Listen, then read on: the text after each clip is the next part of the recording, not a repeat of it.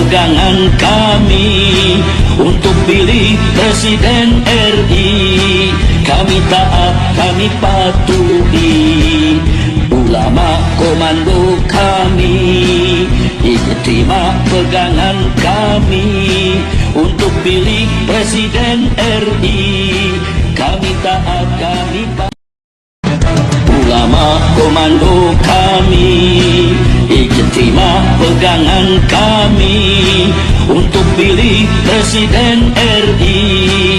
Kami taat, kami patuhi ulama komando kami. Ijtima pegangan kami untuk pilih Presiden RI. Kami taat, kami patuhi ulama komando kami. Ijtima pegangan kami untuk pilih Presiden RI. Kami taat, kami patuhi ulama komando kami. Ijtima pegangan kami untuk pilih Presiden RI. Kami taat, kami patuhi ulama komando kami. Ijtima pegangan kami untuk pilih Presiden RI. Kami taat, kami patuhi ulama komando kami. Ijtima pegangan kami untuk pilih Presiden RI. Kami taat, kami patuhi ulama komando kami. Ijtima pegangan kami untuk pilih Presiden RI. Kami taat, kami patuhi ulama komando kami. Ijtima pegangan kami untuk pilih Presiden RI. Kami taat, kami patuhi ulama komando kami. Ijtima pegangan kami untuk pilih Presiden RI. Kami taat, kami patuhi ulama komando kami. Ijtima pegangan kami untuk pilih Presiden RI. Kami taat, kami patuhi ulama komando kami. Ijtima pegangan kami untuk pilih Presiden RI. Kami taat, kami patuhi ulama komando kami. Ijtima pegangan kami untuk pilih Presiden RI. Kami taat, kami patuhi ulama komando kami. Ijtima pegangan kami untuk pilih Presiden RI. Kami taat, kami patuhi ulama komando kami. Ijtima pegangan kami untuk pilih Presiden RI. Kami taat, kami patuhi ulama komando kami. Ijtima pegangan kami untuk pilih Presiden RI. Kami taat, kami patuhi ulama komando kami. Ijtima pegangan kami untuk pilih Presiden RI. Kami taat, kami patuhi ulama komando kami. Ijtima pegangan kami untuk pilih. Assalamualaikum warahmatullahi wabarakatuh. Welcome back, selamat datang lagi di channel Babe Aldo bersama gua Babe Aldo, YouTuber rakyat biasa yang tetap santuy, yang tetap akan sehat, dan belum ada kopinya gua guys. Belum ada kopinya. Ini gua lagi diundang di posko Pejuang Amin. Ya, kita mau nobar di sini. Konon katanya di sini akan dihadiri beberapa tokoh nasional termasuk Rocky Gerung. Ya, buat kalian yang baru nonton, jangan lupa ya di like, di share, karena Debatnya sih kalau jadwalnya KPU jam 19.00. Ini ada hostnya Hersu Beno Arif, Tamsil Imrong, Rocky Gerung, Sulfikar Amir Nus. Ya, wah itu tokoh-tokohnya tuh. Akhirnya gua satu forum sama Rocky Gerung juga dan Hersu ini. Tapi gue di sini sebagai YouTuber aja guys. Ya, jadi suara gua kedengaran jelas gak sih? Suara gua kedengaran jelas gak nih? Hah? Sekarang. Ayo absen dulu. Sekarang hadir. Ni hao Taiwan. Oke. Ada siapa aja nih? Halo guys. Kalian giliran gua ngomong ada yang ngecek. Aduh. Suara gimana guys? Suara gue gimana? Ini pertama kalinya gue live streaming begini. Ya. Pilot jangan lupa be. Iya ya. Nanti debatnya pakai apa namanya? Podium, pakai kertas. Enak ya kayak apa namanya? Cerdas cermat. Jangan lupa belimbing sayur. Ayo Samsul. Suara aman ya? Oke kalau suara aman. Bagus babe. Sumpah di sini ada kalau bisa kamera gua goyang ya. Ada beberapa YouTuber gitu yang sama-sama di sini. Mereka alatnya canggih-canggih guys. Alatnya seadanya banget. Pondok Pesantren Sunia Salafiyah Kraton hadir, Masya Allah. Muridnya Habib Taufik, mudah-mudahan Habib Taufik umur panjang sehat afiat. Iya, mantap saudionya be. Serius mantap. Wah, siap. Masih yakin nggak akan hadir? Hadir. Cuman kita nggak tahu, ya kan hadirnya gimana. Suara jelas, tapi ada samar-samar suara yang lain masuk. Ya itulah YouTuber rakyat jelata. Kita nggak punya alat yang canggih. Jangan biarkan orang baik berjuang sendiri. Mari bersatu lawan kezaliman. Jangan salahkan supporter turun ke lapangan kalau wasitnya ikut bermain. All in, amin. Amin harapan rakyat. All in, amin.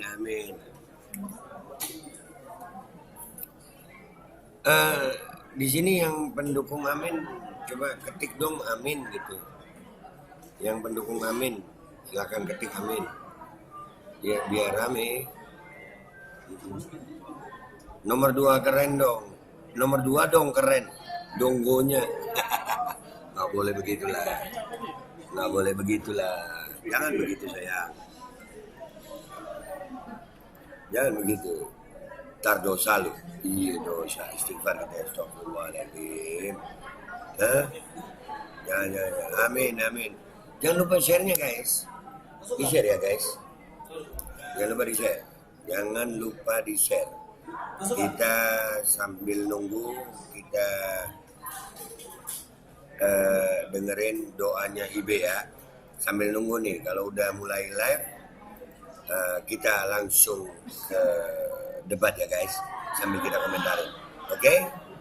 Oke guys. Siap? Bismillahirrahmanirrahim. Dan semoga Allah Subhanahu wa ta'ala menghancurkan sehancur-hancurnya para pelaku pembantaian 6 syuhada pengawal kami dan yang memerintahkannya, serta para aktor intelektualnya juga yang merestuinya, dan semua yang terlibat dalam pembantaian sadis dan brutal tersebut secara langsung maupun tidak langsung. Allahumma dammirhum tadmira waqtulhum balada wala tughadir minhum ahada ya qawi ya matin ya muntaqim amin ya rabbal alamin. Allahu Akbar. Dan semoga Allah Subhanahu wa ta'ala menghancurkan sehancur-hancurnya para pelaku pembantaian 6 syuhada pengawal kami dan yang memerintahkannya, serta para aktor intelektualnya juga yang merestuinya, dan semua yang terlibat dalam pembantaian sadis dan brutal tersebut secara langsung langsung maupun tidak langsung. Allahumma dammirhum tadmira waqtulhum balada wala tughadir minhum ahada ya qawi ya matin ya muntaqim amin ya rabbal alamin. Allahu Akbar. Allahu Akbar. Dan semoga Allah subhanahu wa ta'ala menghancurkan sehancur-hancurnya para pelaku pembantaian 6 syuhada pengawal kami dan yang memerintahkannya, serta para aktor intelektualnya juga yang merestuinya, dan semua yang terlibat dalam pembantaian sadis dan brutal tersebut secara langsung maupun tidak langsung. Allahumma dammirhum tadmira waqtulhum balada wala tughadir minhum ahada ya qawi ya matin ya muntaqim amin ya rabbal alamin. Allahu Akbar. Allahu Akbar. Dan semoga Allah subhanahu wa ta'ala menghancurkan sehancur-hancurnya para pelaku pembantaian 6 syuhada pengawal kami dan yang memerintahkannya, serta para aktor intelektualnya juga yang merestuinya, dan semua yang terlibat dalam pembantaian sadis dan brutal tersebut secara langsung maupun tidak langsung. Allahumma dammirhum tadmira waqtulhum balada wala tughadir minhum ahada ya qawi ya matin ya muntaqim amin ya rabbal alamin. Allahu Akbar. Allahu Akbar. Dan semoga Allah subhanahu wa ta'ala menghancurkan sehancur-hancurnya para pelaku pembantaian 6 syuhada pengawal kami dan yang memerintahkannya, serta para aktor intelektualnya juga yang merestuinya, dan semua yang terlibat dalam pembantaian sadis dan brutal tersebut secara langsung maupun tidak langsung. Allahumma dammirhum tadmira waqtulhum balada wala tughadir minhum ahada ya qawi ya matin ya muntaqim amin ya rabbal alamin. Allahu Akbar. Allahu Akbar. Dan semoga Allah subhanahu wa ta'ala menghancurkan sehancur-hancurnya para pelaku pembantaian 6 syuhada pengawal kami dan yang memerintahkannya, serta para aktor intelektualnya juga yang merestuinya, dan semua yang terlibat dalam pembantaian sadis dan brutal tersebut secara langsung maupun tidak langsung. Allahumma dammirhum tadmira waqtulhum balada wala tughadir minhum ahada ya qawi ya matin ya muntaqim amin ya rabbal alamin. Allahu Akbar. Allahu Akbar. Dan semoga Allah subhanahu wa ta'ala menghancurkan sehancur-hancurnya para pelaku pembantaian 6 syuhada pengawal kami dan yang memerintahkannya, serta para aktor intelektualnya juga yang merestuinya, dan semua yang terlibat dalam pembantaian sadis dan brutal tersebut secara langsung maupun tidak langsung. Allahumma dammirhum tadmira. Menyimak persiapan dari para kandidat. Kalau Gibran ini luar biasa persiapannya, karena dikatakan bahwa dia substansinya dan juga ada tim yang. Nah, kalau Pak Mahfud MD ketika tadi ditanya oleh wartawan, dia bilang bahwa dia disiapkan oleh tim untuk bahan-bahan tertulis, tapi kata Pak Mahfud dia cuma baca sebagian saja lah, nggak dibaca semuanya gitu, cukup siap.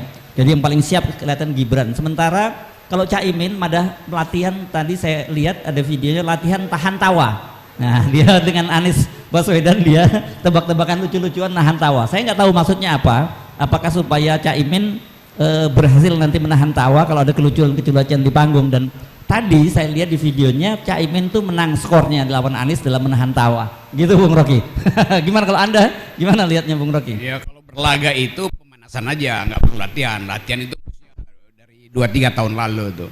Jadi orang yang baru latihan itu artinya dia takut kalah. Takut kalah yang latihan gitu. Iya, kan nggak perlu latihan kan visi misi alam pikiran udah dibenamkan dalam kepala tuh. Jadi mau ngapain lagi latihan? Latihan apa? Latihan nangkis atau latihan ngeyel? Nggak penting lagi sebetulnya. Jadi kita nunggu sesuatu kayak orang naik ring kan latihannya udah tuh. Tinggal pemanasan sedikit, loncat-loncat, lalu mulai menekan lawan. Itu yang mesti kita lihat. Jadi ini sebetulnya yang kita mau tonton bukan perdebatan ide sebetulnya, tapi orang nunggu siapa yang akan KO. Kan sensasinya di situ tuh.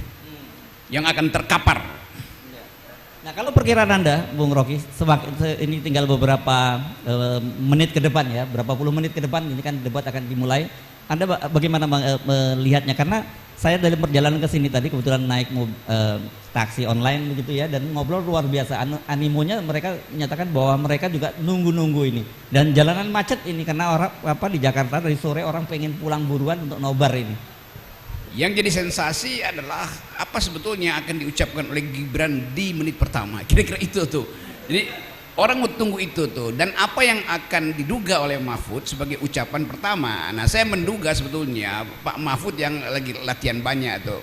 Karena tetap Gibran itu punya simpanan amunisi tuh yang nggak diketahui Mahfud. Mahfud tidak juga mengetahui apa yang akan diucapkan Gibran. Tetapi bagi mereka yang tahu apa pikiran Mahfud, ya sama aja dengan pikiran Jokowi dalam semua soal kan.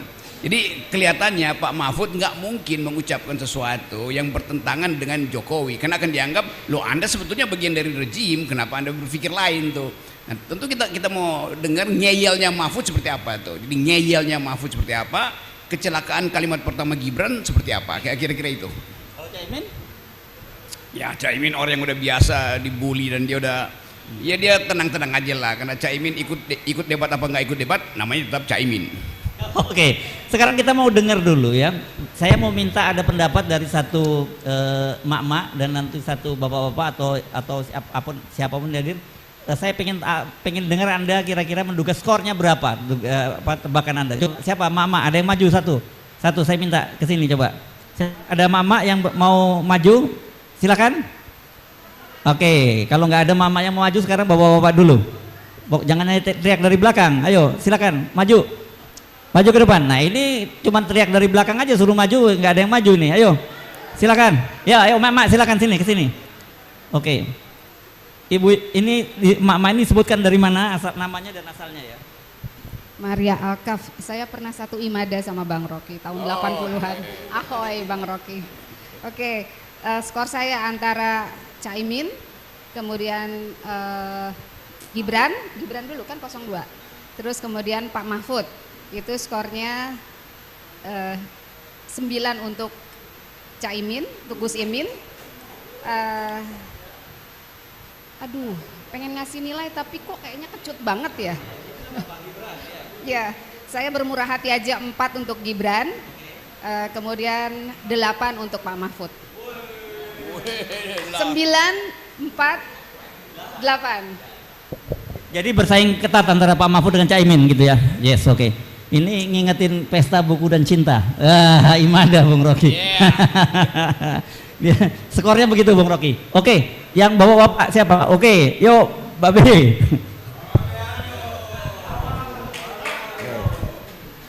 Nebak skor nih. Anda bukan nebak, Anda yang memberi skor. Saya yang ngasih skor. Caimin 9 sama kakak Maria. Pak Mahfud 3 kayaknya karena dia terbebani. Dia kan menteri ya.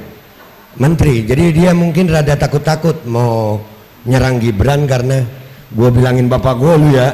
Lu kan pembantu bapak gue gitu. Dan Gibran selama ini kita ngelihat dia nggak usah debat.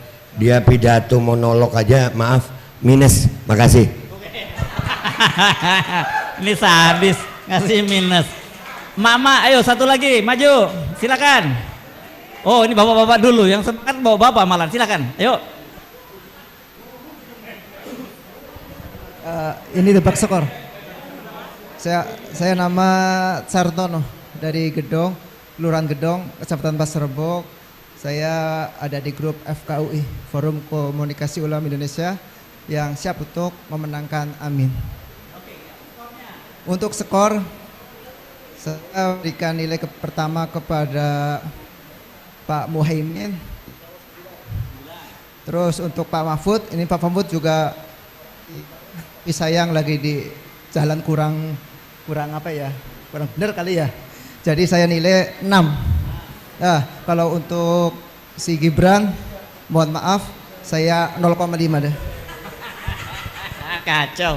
Oke, Mama, yuk silakan maju, silakan. Dia yang baju kuning itu, ya Jakarta Selatan.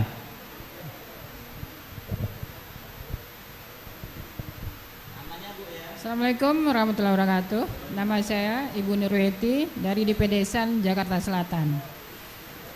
Mengamati perkembangan terjadi untuk debat Cawapres ini, saya ngasih penilaian untuk Caimin, saya kasih 8, seperbandingannya 2 ya. Terus dengan Pak Mahfud 5, Gibran saya kasih aja angka 1. Daripada nggak dapat nilai kan, jadi 6, berapa tadi Pak? 5, 1. Ya, oke. Ini sadis-sadis ngasih nilainya Bung Rocky. Saya pikir Anda yang jadi dosen yang paling killer. Ternyata ini dosennya kalau penilai jadi killer, lebih killer Bung Rocky. Ya, semua orang bisa bikin dugaan, tapi kita lihat ronde pertama dan setelah lonceng berbunyi mungkin kita ubah nilainya tuh. Tapi kelihatannya nggak akan berubah banyak tuh. Kalau tanya saya ya saya udah tahu nilainya dari awal tuh. Jadi nilai tadi itu wajar yang mereka berikan. Wajar, oke. Kalau saya kasih nilai Caimin tuh paling banyak 4. 4. Caimin. Oke, terus Pak Mahfud 0. 0. Oke, terus Gibran ngulang semester depan. Oke. Oke. Ini semester depan itu berarti kan ada itu kan ada putaran kedua dong kalau begitu. Ada 2 mata kuliah yang gagal itu. Iya. Soal logik dan retoriks. Apa tadi yang gagal, mata kuliah apa? Mata kuliah logika dan mata kuliah retorika itu. Iya. Oke. Itu biasanya kena pengaruh asam urat atau asam Sulfat. Oke, mohon ibu-ibu, bapak-bapak tenang ya. Tadi kita sudah ingatkan untuk kita kasih kesempatan Anda untuk bicara juga, tapi kita dengar dulu yang bicara di atas di Bung Rocky di sini. Sengaja kita nobar bersama dengan Anda. Tapi kenapa Caimin nilainya kok rendah sekali? 4 itu. 4 itu kan berarti nilainya apa itu? E dong ya. Iya, nilai 4 itu udah paling tinggi. Kan malah saya kasih nilai 5, mending kasih nilai 4 aja.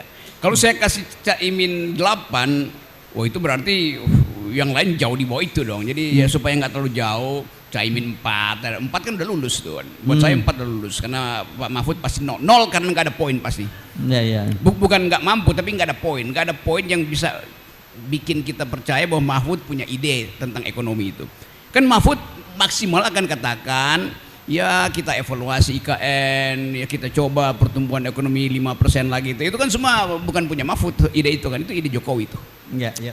Oke, ini bukan karena Anda dendam Pak Mahfud bilang bahwa saya sih nggak pernah dengar ngomongin Rocky Gerung gitu. Nah sekarang dia dengar tuh, saya kasih dia nilai. Tapi ini kan kita mau nobar, nggak usah terlalu serius lah, kita bercanda aja tuh. Karena semua orang menanti bercandaan di forum debat sebetulnya. Kalau debat yang serius itu mestinya ikuti perdebatan di BEM, UI, di Solo, di universitas itu baru ada substansinya tuh. Kalau sekarang karena orang udah menganggap bahwa ini tontonan semacam politainment, politik yang dikemas secara infotainment. Jadi nggak usah tegang, ya silakan geledek, kan nggak ada soal.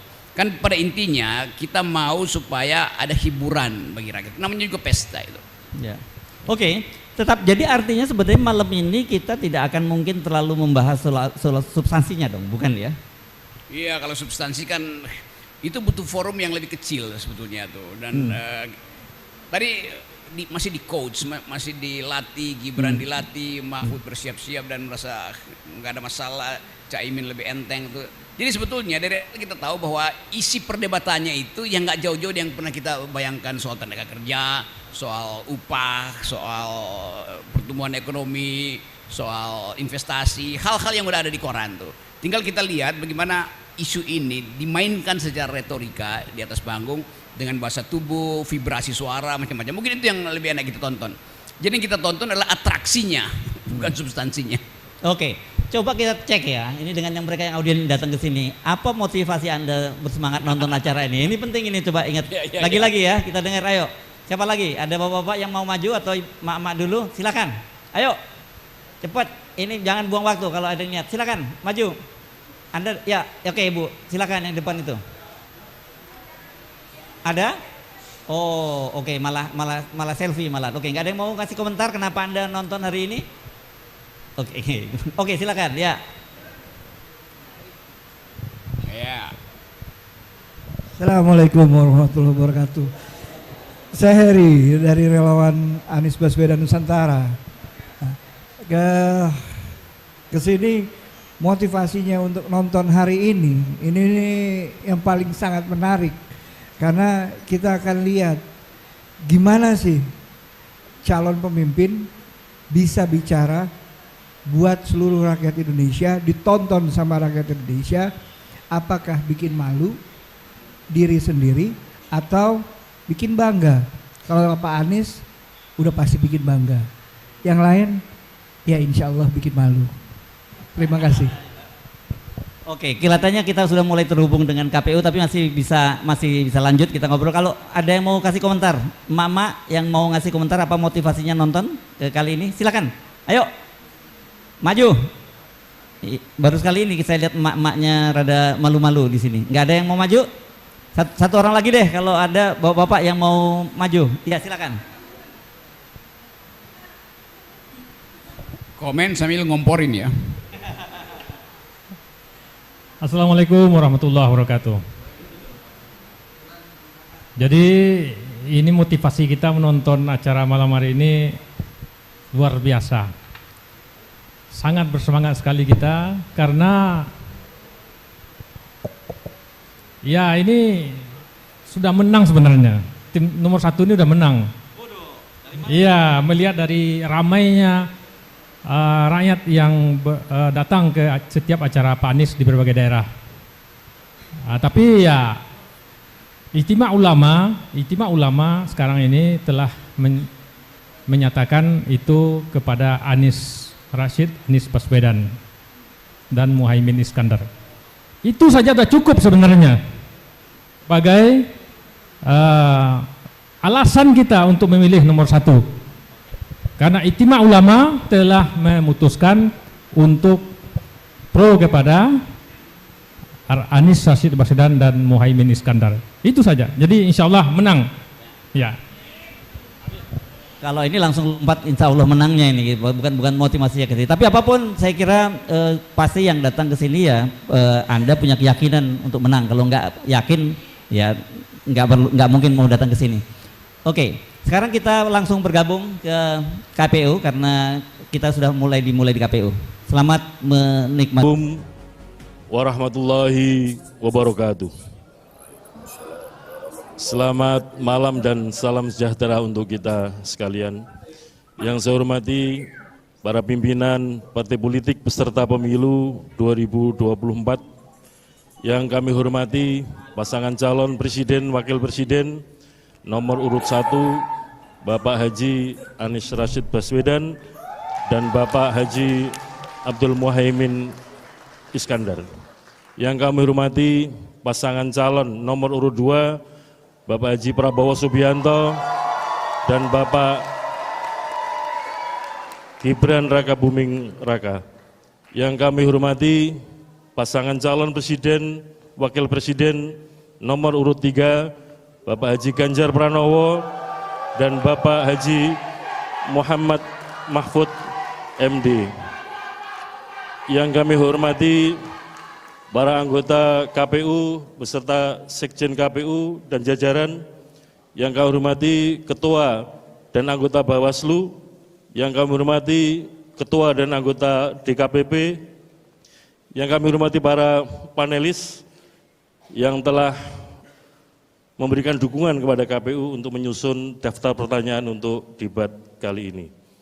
Pertama-tama marilah kita memanjatkan puji syukur kepada Allah SWT, Tuhan yang Maha Kuasa, yang senantiasa melimpahkan rahmat dan nikmat kepada kita, terutama nikmat sehat walafiat, sehingga pada malam hari ini kita dapat bertemu di sini, silaturahim kepemiluan dalam rangka debat kedua calon wakil presiden Pemilu 2024. Ibu Bapak yang kami hormati, pada kesempatan ini adalah debat kedua dalam rangkaian kampanye Pemilu Presiden, yang kesempatan ini adalah debat yang dilaksanakan oleh calon wakil presiden. Mari kita bersama-sama menyimak, memperhatikan gagasan-gagasan, visi, misi, program masing-masing calon wakil presiden yang akan disampaikan kepada publik, kepada masyarakat, kepada rakyat pemilih Indonesia. Kita semua berharap apa yang disampaikan nanti akan memengaruhi pilihan-pilihan rakyat pemilih Indonesia kepada pasangan calon presiden sesuai dengan apa yang diharapkan. Sebelum kita mulai bersama, marilah kita sejenak menundukkan kepala, berdoa dan bermunajat kepada Allah SWT sesuai dengan apa yang diharapkan.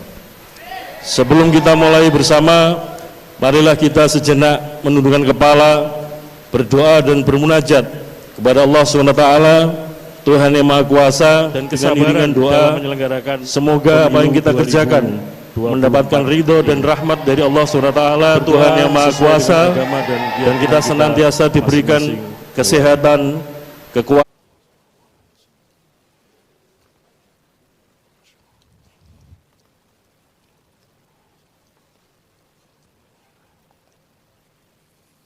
Masih mulai. Selesai. Kami ucapkan terima kasih kepada saudara moderator yang akan memimpin, memoderasi debat pada debat yang kedua ini. Kami ucapkan terima kasih kepada stasiun televisi yang menyiarkan debat kedua calon wakil presiden untuk pemilu 2024. Demikian, kiranya ada yang kurang berkenan, kami mohon maaf. Assalamualaikum warahmatullahi wabarakatuh. Waalaikumsalam warahmatullahi wabarakatuh. Terima kasih Pak Ketua. Waalaikumsalam warahmatullahi wabarakatuh. Bapak Ibu hadirin yang kami hormati, pada debat kedua calon wakil presiden pemilu 2024 terdapat 11 panelis. Kami mohon berkenan para panelis untuk berdiri ketika kami sebutkan namanya.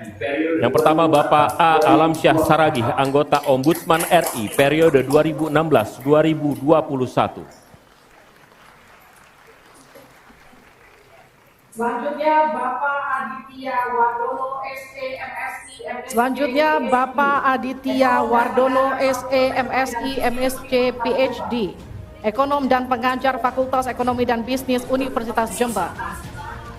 Dr. Agustinus Prasetyanto, Ekonom dan Rektor Universitas Katolik. Dr. Agustinus Prasetyanto, Ekonom dan Rektor Universitas Katolik Indonesia Atmajaya tahun 2015-2023. Profesor Dr. Fauzan Ali Rashid MSI, Dekan Fakultas Syariah dan Hukum Universitas Islam Negeri Sunan Gunung Jati Bandung. Henry Saparini PhD, Pendiri dan Ekonom Core Indonesia. Profesor Dr. Randus Hieronymus Rowa, MSI, Wakil Rektor Bidang Akademik dan Inovasi Institut Pemerintahan Dalam Negeri, IPDN. Poppy Ismalina, Master of Economics Development, PhD, Associate Professor di Departemen Ekonomi, Fakultas Ekonomika dan Bisnis, Universitas Gadjah Mada. Dr. Retno Agustina Eka Putri, SE MSc, Rektor Universitas Bengkulu 2021-2025.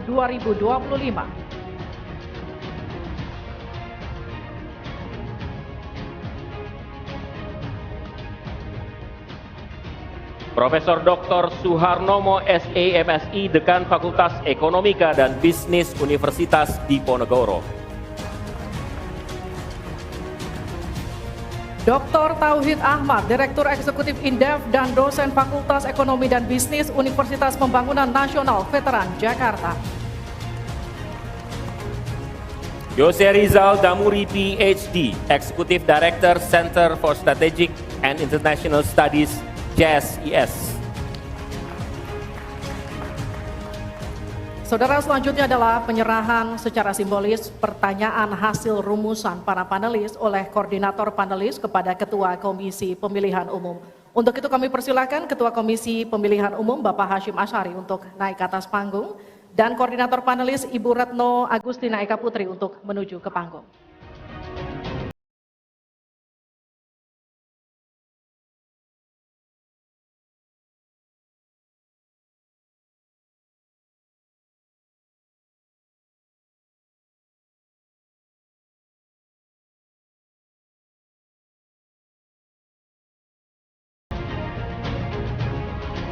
Terima kasih Pak Hashim dan Bu Retno.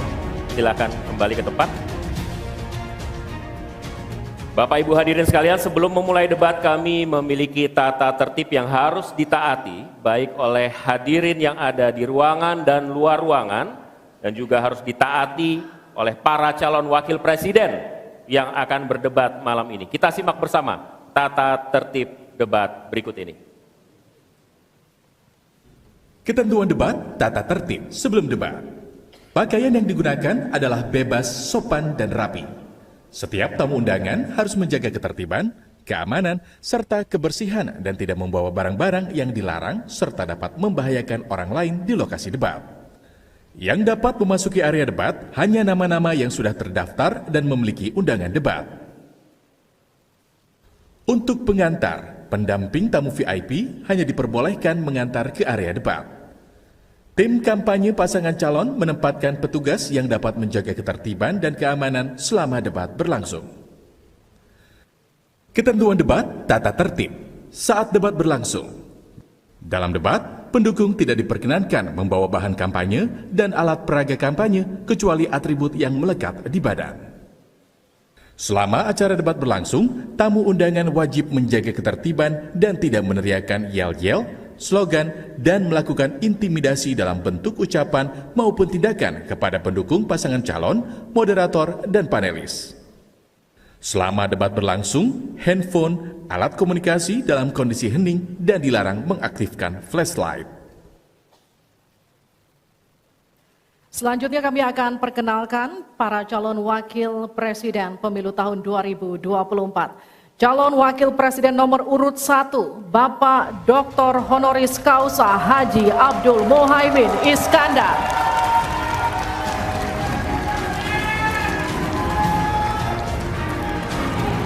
Selanjutnya calon Wakil Presiden nomor urut 2, Bapak Gibran Raka Buming Raka.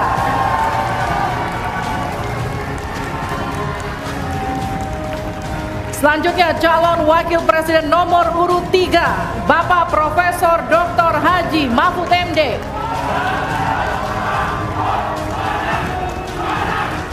Baik, harap tenang. Terima kasih. Mohon tenang, kita sudah dengar tadi tata tertibnya ya. Oke. Dan langsung saja kita mulai debat calon Wakil Presiden Pemilu 2024. Pada sesi pertama, kita akan mendengarkan visi, misi, dan program kerja masing-masing pasangan calon yang akan disampaikan calon wakil presiden 2024. Jika pada debat pertama sebelumnya penyampaian visi misi dimulai dari paslon nomor urut 1, maka debat kali ini kami persilahkan calon wakil presiden nomor urut 2, Bapak Gibran Raka Buming Raka, untuk menyampaikan visi misi dan program kerja. Kami persilahkan Pak. Ini yang gua tunggu. Ini gua tunggu. Mohon tenang, kami butuh kerjasamanya. Nanti ada waktunya tepuk tangan. Waktu Bapak 4 menit, dimulai dari saat Bapak berbicara. Silakan. Assalamualaikum warahmatullahi wabarakatuh. Salam sejahtera, Shalom, Om Swastiastu, Namo Buddhaya, salam kebajikan. Indonesia ini negara besar. Kita harus mampu keluar dari middle income trap. Kuncinya, kita harus mampu menaikkan nilai tambah di dalam negeri. Di tengah gempuran resesi global, perang dagang, konflik geopolitik, rata-rata pertumbuhan ekonomi negara kita tetap resilient di rata-rata 5%. Pertumbuhan ekonomi yang berkualitas didukung dengan penurunan angka pengangguran, angka kemiskinan, penurunan angka Gini rasio, dan juga angka inflasi yang terkendali. Bapak Ibu yang saya hormati, teman-teman sesama anak muda, lalu apa agenda ke depan? Kita akan lanjutkan hilirisasi, bukan hanya hilirisasi tambang saja, tapi juga hilirisasi pertanian, hilirisasi perikanan, hilirisasi digital, dan lain-lain. Kita lanjutkan juga pemerataan pembangunan yang tidak lagi Jawa sentris. Kita genjot terus ekonomi kreatif dan juga UMKM. Kita punya 64 juta UMKM yang menyumbangkan 61% untuk PDB kita. Jika 4 langkah tadi bisa kita penuhi, insya Allah akan terbuka 19 juta lapangan pekerjaan. Pemerataan pembangunan itu wajib. Sekarang investasi yang ada di luar Jawa sudah ada 53%. Pembangunan IKN yang berkelanjutan ini akan membuka titik pertumbuhan ekonomi baru, akan membuka akses dan juga konektivitas, sekaligus membuka lapangan kerja. IKN ini bukan hanya saja membangun bangunan pemerintahan, tapi juga sebagai simbol pemerataan pembangunan di Indonesia dan juga sebagai simbol transformasi pembangunan Indonesia.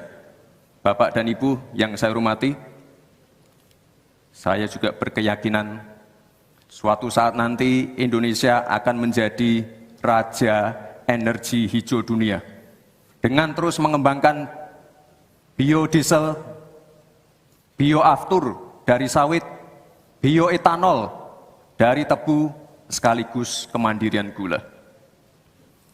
Untuk menuju Indonesia emas dibutuhkan generasi emas.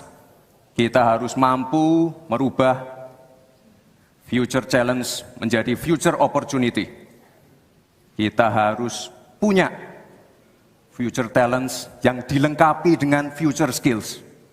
Untuk itu, hilirisasi digital akan kami genjot. Kita akan siapkan anak-anak muda yang ahli artificial intelligence, anak-anak muda yang ahli blockchain, anak-anak muda yang ahli robotik, anak-anak muda yang ahli perbankan syariah, anak-anak muda yang ahli kripto. Bapak dan Ibu yang saya hormati, narasi besarnya di sini adalah keberlanjutan, percepatan, dan penyempurnaan. Terima kasih. Wassalamualaikum warahmatullahi wabarakatuh. Selamat Hari Ibu. Selamat untuk kaum perempuan hebat di Indonesia. Terima kasih. Baik. Waktu habis. Terima kasih.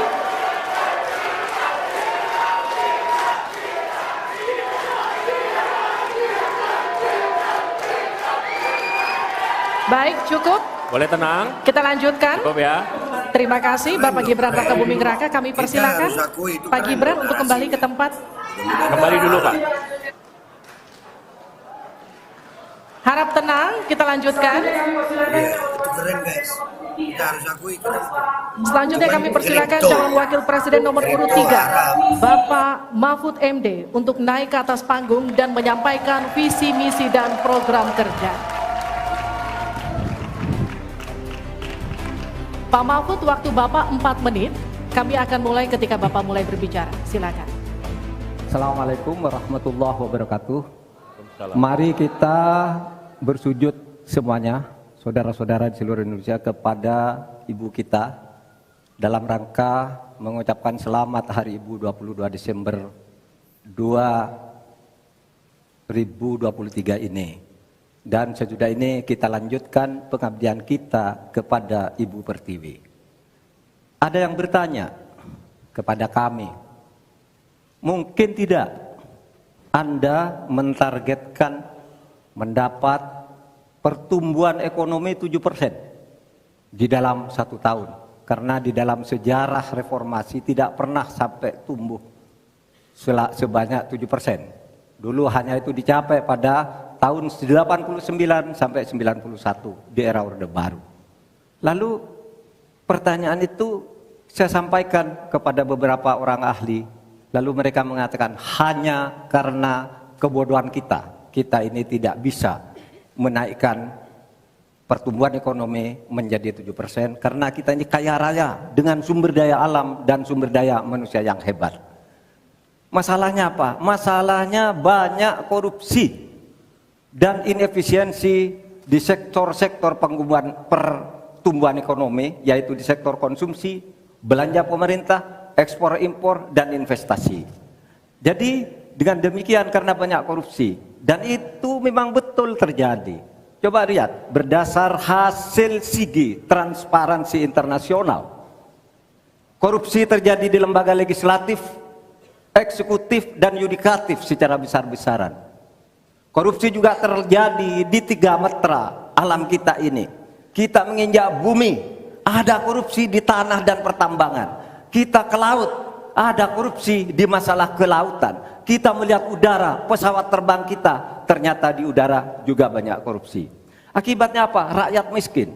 Saya ketemu dengan seorang bernama Teddy dan Joni di Padang, seorang atau 2 orang pegawai angkutan perusahaan truk, menyatakan tidak pernah bisa mendapat subsidi minyak yang disediakan oleh negara karena tidak pernah sampai di korupsi. Saya juga ketemu dengan seorang Sri Wulan, anak kecil di Parongpong, Bandung Barat. Dia mengajak saya main layang-layang, katanya, "Bapak, saya ingin terbang seperti layang-layang meraih cita, tapi saya tidak dapat." Kemudian saya ingat pulau saya Madura. Di Madura itu kaya dengan gas alam, tetapi sampai sekarang tidak pernah dioptimalkan untuk dimanfaatkan. Maka kuncinya adalah bagaimana kita memberantas korupsi. Lalu ada yang tanya kepada saya, "Bapak, kalau Bapak jadi wakil presiden orang takut ditangkap." Saya panggil para ekonom dan para pelaku usaha, "Apa betul Anda takut kepada saya kalau saya wapres?" "Tidak, Bapak, justru kami perlu seorang penegak hukum seperti Bapak. Karena apa? Kami kalau mau investasi di Indonesia ini diperas, mau berusaha ini diperas. Kalau kami bayar padahal diperas, lalu ketahuan kami ditangkap, katanya kami menyuap." Itulah Indonesia ini pada saat ini. Oleh sebab itu, saudara sekalian, kita harus lawan korupsi. Memembang istilah anak muda, "Hai koruptor, kutabrak kau. Hai wir, mundur kau wir. Nah korupsi, setabrak." Saudara sekalian, ini semua dalam rangka agar terjadi pemerataan seperti ketentuan pasal 3 Undang-Undang Dasar.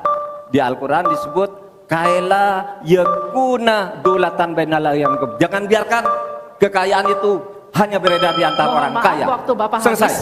Baik, terima kasih Pak Mahfud. Silakan kembali, Pak. Baik.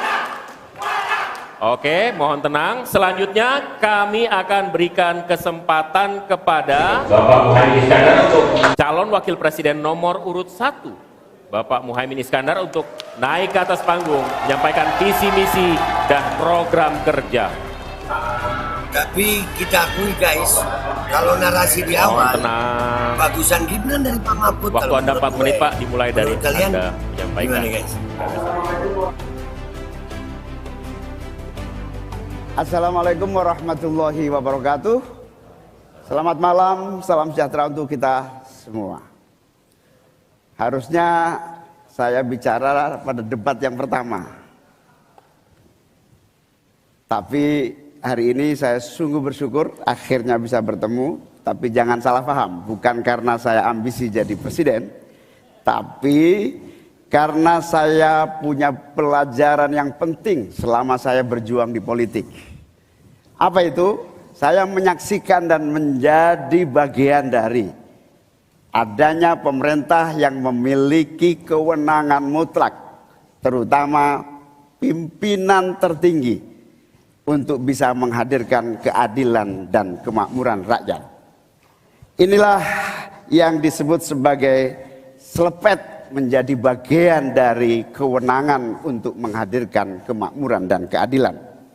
Selepet itu seperti sarung yang saya bawa ini, bisa di kalangan santri bisa membangunkan yang tidur, menggerakkan yang loyo, dan sekaligus mengingatkan yang lalai. Alhamdulillah Gusti Allah memberi kesempatan saya untuk bersama-sama Mas Anies yang memiliki pemikiran yang sama untuk terwujudnya perubahan dan perbaikan. Bahkan kami berdua seperti botol dengan tutupnya. Jangan salah, selepet itu disrupsi. Disrupsi itu adalah awal dari perubahan. Bayangkan 100 orang Indonesia kekayaannya di atas 100 juta jumlah penduduk Indonesia. Artinya ini keadaan yang tidak adil. Ini harus kita selesaikan. Kita juga harus punya keyakinan bahwa 100 orang yang kaya ini kita pajakin bersamaan dengan kita turunkan pajak kelas menengah di Indonesia. Hari ini cabai mahal, telur mahal, beras mahal, barang-barang mahal, tengkulak jahat, mafia penguasai dan merajalela di mana-mana. Padahal rakyat sudah kerja. Ini harus kita selesaikan. Angka pengangguran sudah 8 juta, 80 juta memang bekerja, tetapi di sektor informal. Mereka tidak mendapatkan penghasilan yang pasti dan bahkan dompetnya dipastikan tipis. Ini yang harus kita selesaikan. Amin menginginkan bansos yang memang menjadi kewajiban negara ini diteruskan dan bahkan harus ditingkatkan. Sehingga kita ingin bansos plus yang semakin membawa rakyat kita memiliki kemampuan daya beli yang mendongkrak ekonomi masyarakat kita. Insya Allah, Amin akan memastikan 5% anggaran dari APBN atau sekitar 150 triliun kita khususkan untuk kamu kaum muda Indonesia. Kamu yang memiliki energi besar untuk menjadi bagian terdepan bagi kemajuan bangsa kita. Salah satunya adalah kamu, kredit usaha anak muda yang diberi kesempatan untuk mengakses sebanyak-banyaknya menjadi pelaku ekonomi yang baik. Kita akan hadirkan bagaimana agar desa-desa tumbuh berkembang. Insya Allah 5 miliar per desa akan kita wujudkan tiap tahun bagi pembangunan nasional kita. Kita juga akan siapkan seluruh bantuan-bantuan yang memungkinkan tumbuh menjadi maju. Waktunya. Mohon maaf waktu Anda habis, Bapak. Terima kasih Pak, kembali ke tempat. Terima kasih. Berikan aplaus dan apresiasi untuk 3 calon wakil presiden yang sudah menyampaikan visi, misi, dan program mereka. Gua harus jujur guys, gua harus jujur. Ya, Caimin masih lihat teks loh. Ya, kalau lihat teksnya masih Caimin. Oke. Cukup, tahan dulu. Saudara, kita akan jeda sejenak. Dan usai jeda, pada segmen berikutnya kita akan memperdalam visi misi dan program kerja para calon wakil presiden yang telah disampaikan tadi. Untuk itu tetap bersama kami di debat kedua calon wakil presiden pemilu 2024.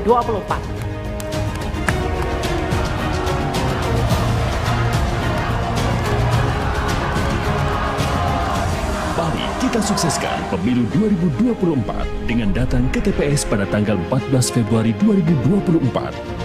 Mari kita berpartisipasi, jangan golput, gunakan hak suara kita dalam pemilu 2024. Nyoblos dong. Jangan golput. Jangan golput ya.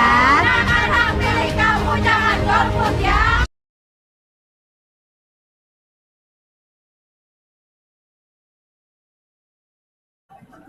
Iya ya. Kalau gua lihat sih Caimin masih ngeliat teks loh. Kita harus jujur itu, kita harus jujur, oke guys? Jujur kita.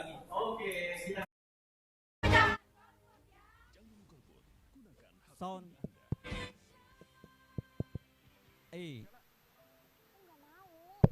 Oke. Ya.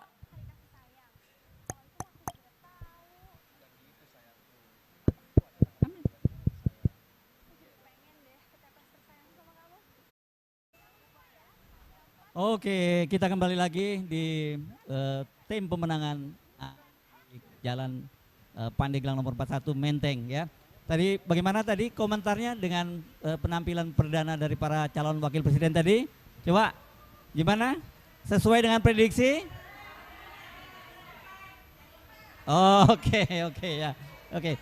Sekarang bergabung bersama kami juga ada Bung Sulfikar Amir ya. Ini seorang dia akademisi dari NUS ya, National Nanyang bukan? Oh bukan Nus, banyak saya kasih contekannya Nus, Nanyang Technological University. Anda pegang apa di sana? Saya mengajar sosiologi urban. Sosiologi urban, oke. Mantap, terima kasih untuk bergabung bersama kami. Tapi sebelum saya melanjutkan berdialog dengan dua orang narasumber, di sana ada, coba tolong kamera ke sana tadi, ada, saya kasih contekan tadi, ini jadi namanya Gerakan Sejuta Banner untuk Amin. Ini swadaya relawan. Coba mungkin bisa, nah dimunculkan itu. Jadi ini adalah donasi ya. Ini semacam donasi yang Anda bisa scan barcode-nya atau klik di link donasi di perjuanganamin.id ya. Silakan yang mau berdonasi itu bisa langsung men-scan di situ dan kemudian juga mengklik di perjuanganamin.id. Oke, kembali kita bergabung dengan Bung Rocky Gerung dan Bung Zulfikar Amir. Bung Rocky, evaluasi Anda untuk perdana ini tadi, debat perdana tadi. Penyampaian visi misi ya, belum debatnya ya. Iya, itu dari segi penampilan ada vibrasi pada Amin, ada vibrasi pada Mahfud, tapi datar pada Gibran dan agak tegang. Jadi terlihat bahwa dia menghafal, berupaya untuk recollecting the ideas and data di situ kan. Jadi karena nggak luwes itu kan. Jadi berupaya untuk memastikan 4 menit itu seluruh pelajaran tadi siang itu masih ada di kepala sebagai hafalan itu soalnya. Dan kesan saya terlalu banyak data disebutkan di situ. Padahal ini soal visi itu. Apa ide di balik data itu? Saya kasih contoh misalnya. Gibran mengatakan ekonomi akan dia tumbuhkan sedemikian rupa sehingga menghasilkan 9 juta lapangan kerja. Justru lebih buruk dari bapaknya. Bapaknya janji 10 juta, ngapain turunin 9 juta? Itu soalnya kan. Dan kalau kita belajar sedikit ekonomi, itu juga nggak masuk akal. 1% pertumbuhan ekonomi menciptakan 400.000 lapangan kerja. Sekarang penganggur Indonesia itu ada 60 juta. Jadi mesti ada kira-kira 30% growth, itu nggak mungkin kan. Kalau 5% aja pertumbuhan yang dia bilang tadi, oke kita pastikan stabil 5%, itu 5 kali 400.000, cuma 2 juta yang bisa diserap. Jadi dari segi logika ilmu ekonomi itu udah gagal itu. Lalu apalagi itu yang lebih penting sebetulnya. Yang lain ada ya itu soal Gini ratio, dan itu juga salah. Gini ratio kita itu dihitung berdasarkan expenditure, bukan berdasarkan pemasukan. Saya kasih ilustrasi cepat-cepat ya. Kalau di ruangan ini ada tukang survei datang, ahli statistik, dia tanya pada saya, Pak Rocky berapa pengeluaranmu sehari? Saya bilang 10.000, karena saya cuma makan pisang Ambon, karena untuk naik gunung saya hanya perlu 10.000 rupiah dapat 2 pisang Ambon. Di dalamnya udah ada karbohidrat, ada nutrisi, ada vitamin, dan ada cairan, cukup itu. Lalu dia datang tanya pada seorang yang mungkin lagi lewat di gedung ini, seorang pengusaha nikel, berapa pengeluaranmu? Si pengusaha bilang juga 10.000, karena dia cuma makan vitamin. Dokter bilang makan vitamin aja, Anda banyak penyakit, kira-kira begitu. Maka pengeluarannya 10.000. Lalu bertemu dengan relawan Anies, seorang mahasiswa, berapa pengeluaranmu? Mahasiswa bilang 10.000 juga. Lu kenapa cuma 10.000? Karena pagi-pagi dia makan Indomie 2 bungkus sekaligus, 5.000 tuh. Sisanya 5.000 dia beli Promah untuk nahan sakit mah, nggak makan siang dan makan malam. Keluar di berita, Gini rasio kita 0. Saya 10.000 pengeluarannya, si pengusaha nikel 10.000, masih 10.000. Jadi tidak ada disparitas, alias 0, sempurna pemerataan. Karena yang dihitung expenditure bukan kantong saya, pasti kantong saya sedikit di atas si mahasiswa, dan seluruh kantong kita di sini digabung ada apa-apanya sama si pengusaha nikel. Begitu cara statistik berbohong. Jadi dengan mudah kita tahu bahwa ya Gini rasio itu adalah tipuan statistik sebetulnya. Yang lain oke, itu gampang lah. Cak Imin dia datang dengan ide bahwa ya apa istilahnya tadi ya, kepret nanti pakai selepetan. Jadi itu khas. Jadi kita bilang ya Cak Imin memang begitu bercandanya di dalam lingkungan PMII atau Nahdlatul Ulama. Tetapi kita mau tunggu sebetulnya apa yang dia maksud dengan cap yang mau diselepet siapa itu. Itu apa mau selepet ke, ya itu yang Jokowi dia mau selepet, itu mesti lebih tegas itu. Lalu Pak Mahfud seperti biasa itu dia terangkan bahwa korupsi mesti dibatalkan, korupsi mesti iya, tetapi di kita hari ini, bukan di kita, di era Pak Jokowi selama 9 tahun indeks korupsi kita itu 35 nilainya. Artinya dari 100 orang hanya 35 yang jujur. Itu cara bacanya tuh. Sementara di Finlandia 98 semuanya orang jujur itu. Nah, kalau ketidakjujuran ada di zaman Pak Jokowi dan Mahfud ada di situ, ya Mahfud bagian dari yang membenarkan ketidakjujuran. Kan that's the logic gitu kan. Karena seluruh kebijakan itu kan disidangkan di kabinet. Bagaimana mengatasi korupsi? Tentu mesti ada poin dari Mahfud. Jadi Mahfud jangan berkeluh kesah tentang hal yang tidak biasa diperbaiki. Oke, tadi itu Gibran atau Pak Jokowi ya? Kalau saya tadi bayangan saya Pak Jokowi yang bicara tadi. Ya sebetulnya itu ada teleprompter di depan dan dia hanya ikuti cara Pak Jokowi membuka mulut. Oke, sekarang Bung Zulfikar, silakan. Ya, terima kasih Mas Erso. Assalamualaikum warahmatullahi wabarakatuh. 3. Dan untuk itu kami Sayang tadi persilakan saya tidak panelis melihat Alam Syasaragi Gibran, untuk jadi saya mengambil nggak bisa kasih tema komentar pertanyaan gitu ya. di dalam fishbowl. Kemudian silahkan diperlihatkan ke calon wakil presiden dan juga moderator.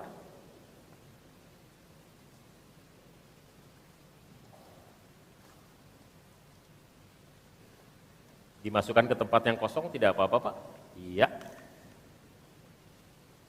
Tarik saja biar cepat. Yes. Silakan Bisa diperlihatkan ke calon wakil. Hanya cukup di tempat nanti Bapak, diangkat dibantu saja oleh- Bapak. Baik, tolong dihadapkan ke kami Bapak. Ekonomi kerakyatan digital. Ekonomi kerakyatan digital. Oke. Kami akan undang kemudian Bapak Aditya Wardono untuk mengambil undian daftar pertanyaan dari fishbowl. Apakah A, B, atau C? Silakan dibuka, Pak. Yes. C. Jadi ekonomi kerakyatan digital C. Kita akan buka amplop pertanyaan, Bapak, masih disegel amplopnya. Dan kami ingatkan kepada calon wakil presiden untuk mendengarkan dengan seksama, karena pertanyaan hanya akan dibacakan 1 kali.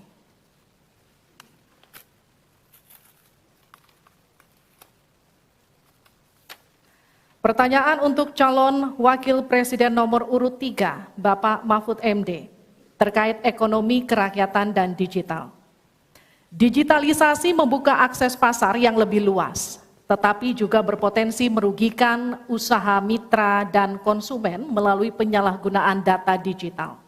Pertanyaannya, bagaimana kebijakan paslon untuk mengatasi hal tersebut? Waktu untuk menjawab 2 menit. Dimulai sejak Bapak menjawab. Kami persilakan.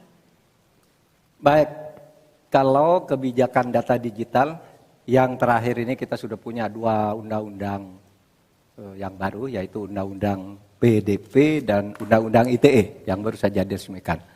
Tapi lebih dari itu, menurut saya digital atau ekonomi digital ini tidak bisa dihindarkan oleh siapapun. Oleh sebab itu, ya kita tidak bisa menolaknya, tetapi harus berhati-hati karena terjadi disrupsi yang luar biasa dalam perkembangan digital ini.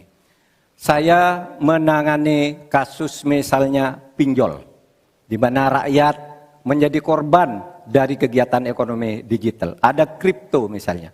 Kasus pinjol itu sendiri sungguh sangat problematik. Kenapa? Karena dia dibuat secara hukum perdata melalui gadget. Rakyat yang tidak tahu langsung bilang, kamu mau pinjam uang sekian? Yes. Bunganya sekian? Yes. Kalau tidak bayar sekian? Yes. Itu perdata. Dan itu banyak yang menjadi korban. Banyak yang sampai bunuh diri. Ada seorang dari Semarang, seorang guru, meminjam hanya 500 ribu, kemudian hutangnya menjadi 240 juta karena selalu bertambah bunganya. Kemudian ada yang sampai bunuh diri. Dalam hal pinjol ini ketika saya sampaikan ke Polri, tidak bisa Pak, itu hukum perdata. Ketika saya sampaikan ke OJK, OJK bilang itu bukan kewenangan kami. Itu bukan kewenangan kami karena mereka ilegal, tidak terdaftar.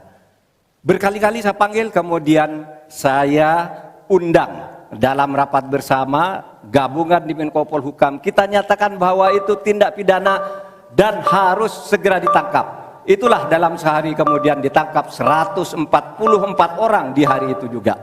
Sekian. Baik, tepat waktu.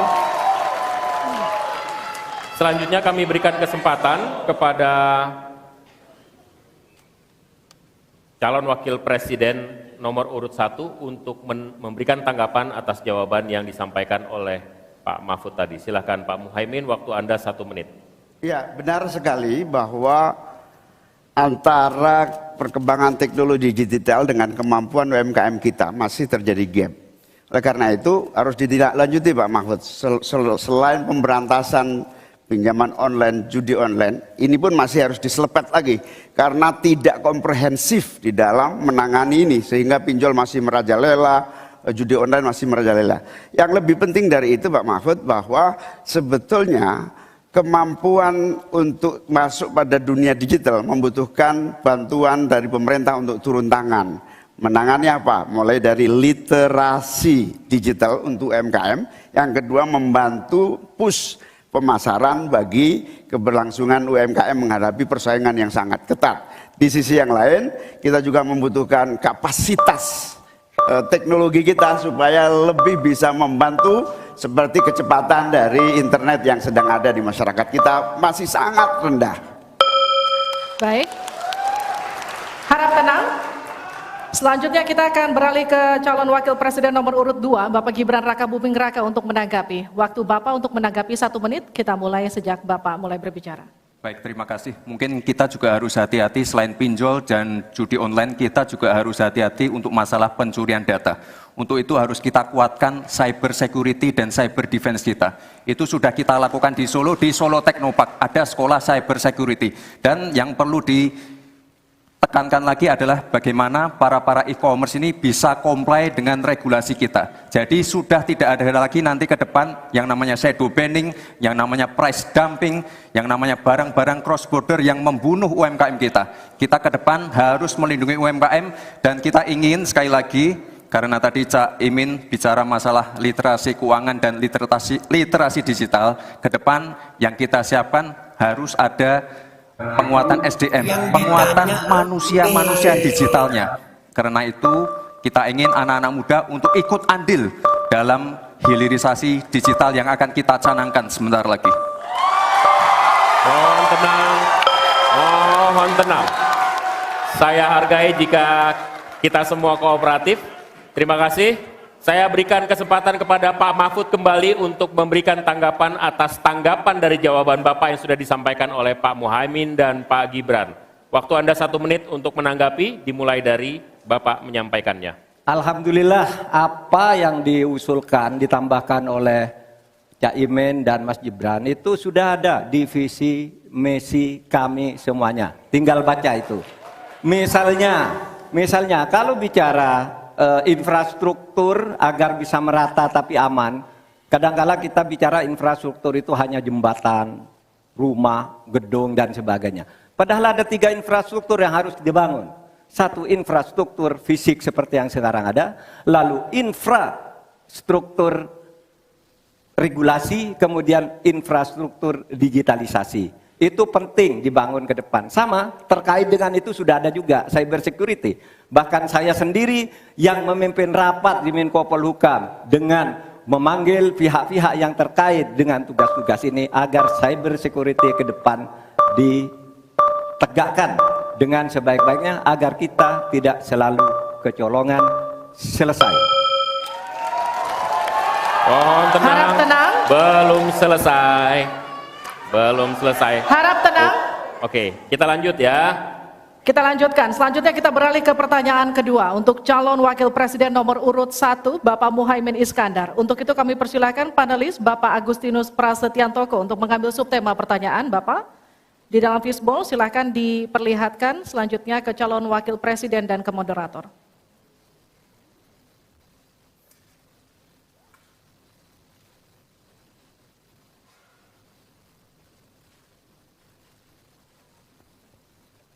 Investasi. Selanjutnya kami mengundang Bapak Fauzan Ali Rashid untuk mengambil undian Huruf A, B, atau C? Kita lihat. Huruf A. Baik, terima kasih.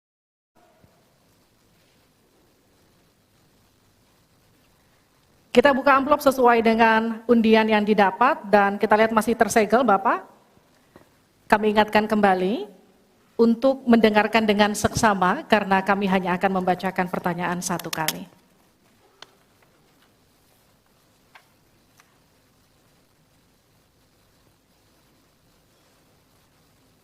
Pertanyaan untuk calon wakil presiden nomor urut 1, Bapak Muhaimin Iskandar dengan subtema investasi.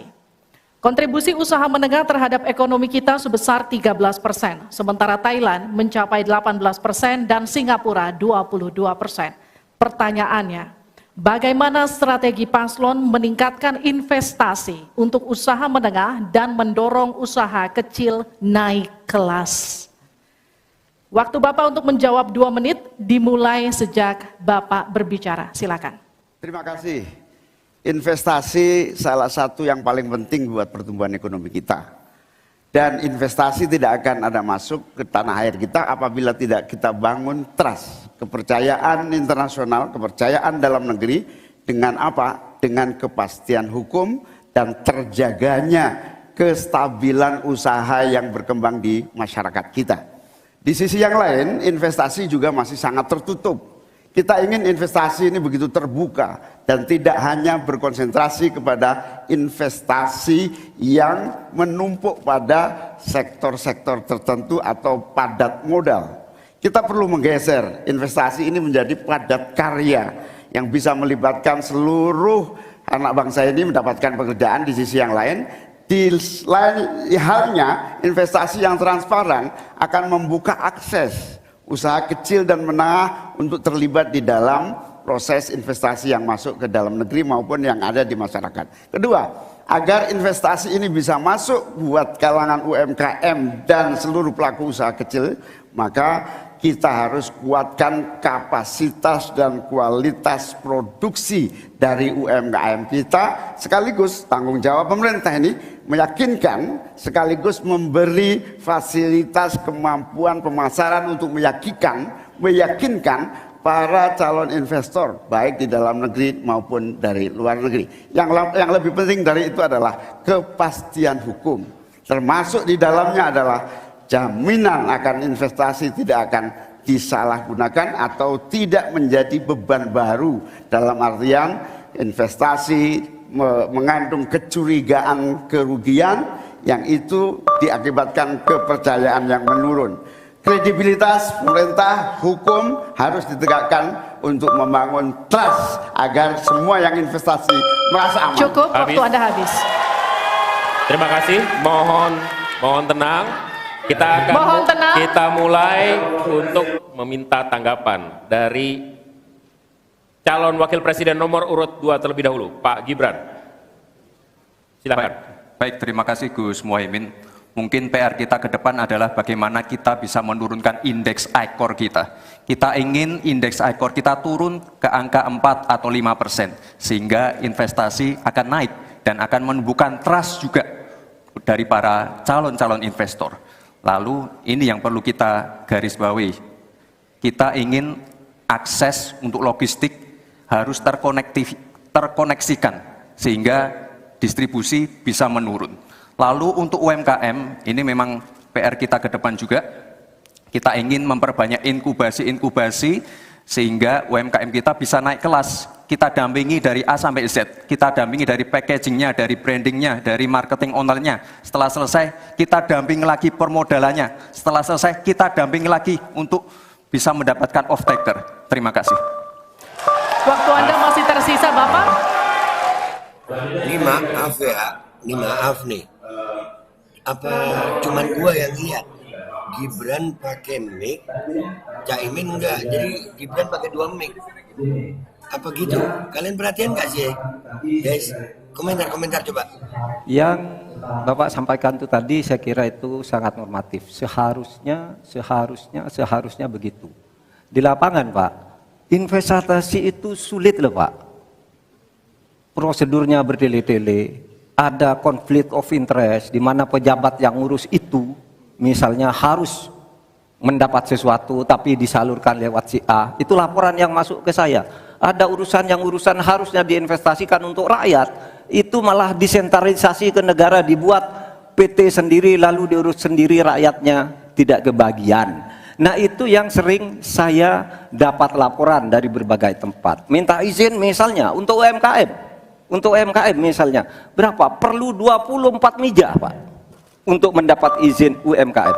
Pertanyaan saya, instrumen hukum apa yang Pak Imin bisa sediakan untuk menjawab itu semua? Selesai.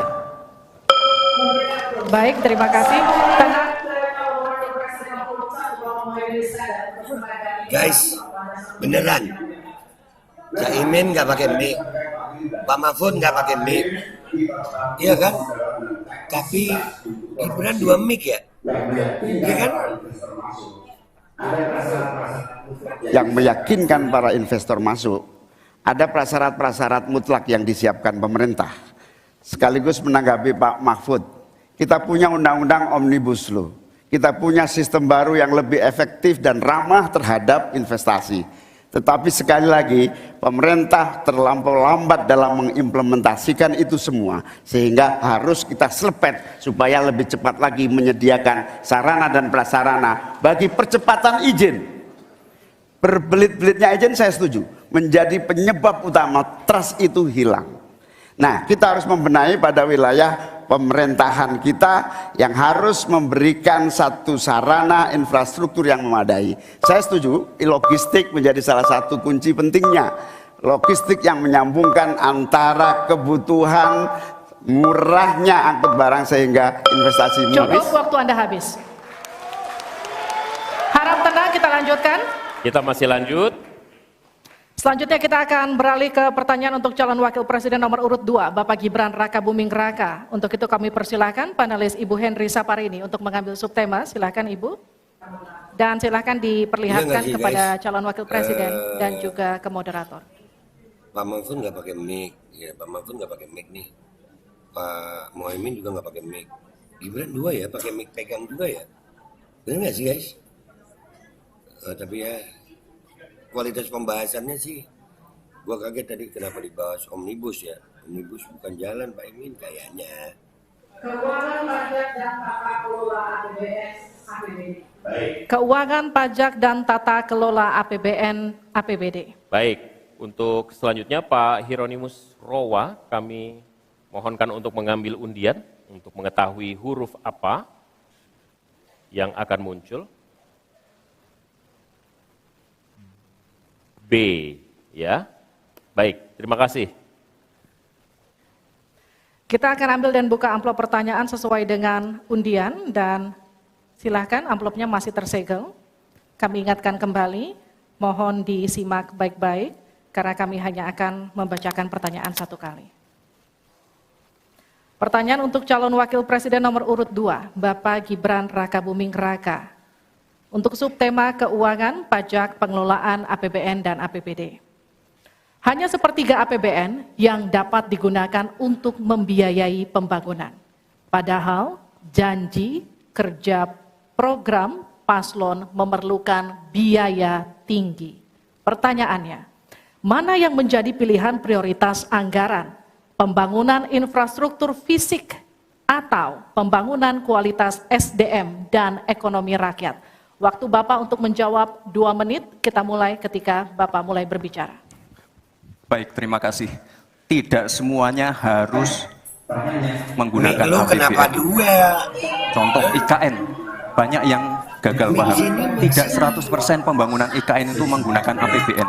Yang digunakan hanya 20%. Sisanya adalah investasi dari swasta dan investasi dari luar negeri.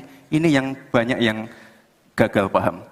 Lalu kita mengacu ke pertanyaan, infrastruktur fisik atau SDM, dua-duanya penting dan dua-duanya harus dijalankan secara paralel. Karena sekali lagi, untuk menuju Indonesia emas dibutuhkan generasi emas. Kita butuh future talents yang menguasai future skills. Untuk itu, di tingkat SMK misalnya, kita perlu alat-alat yang ada di SMK itu bisa memenuhi kebutuhan zaman, kebutuhan industri. Sehingga ketika anak SMK lulus, mereka benar-benar bisa siap kerja, siap menerima tantangan kerja. Lalu untuk fisik, tidak selalu harus dari APBN, sekali lagi. Bisa kolaborasi, misalnya dengan swasta, dengan CSR. Jadi tidak semuanya harus dibebani oleh APBN.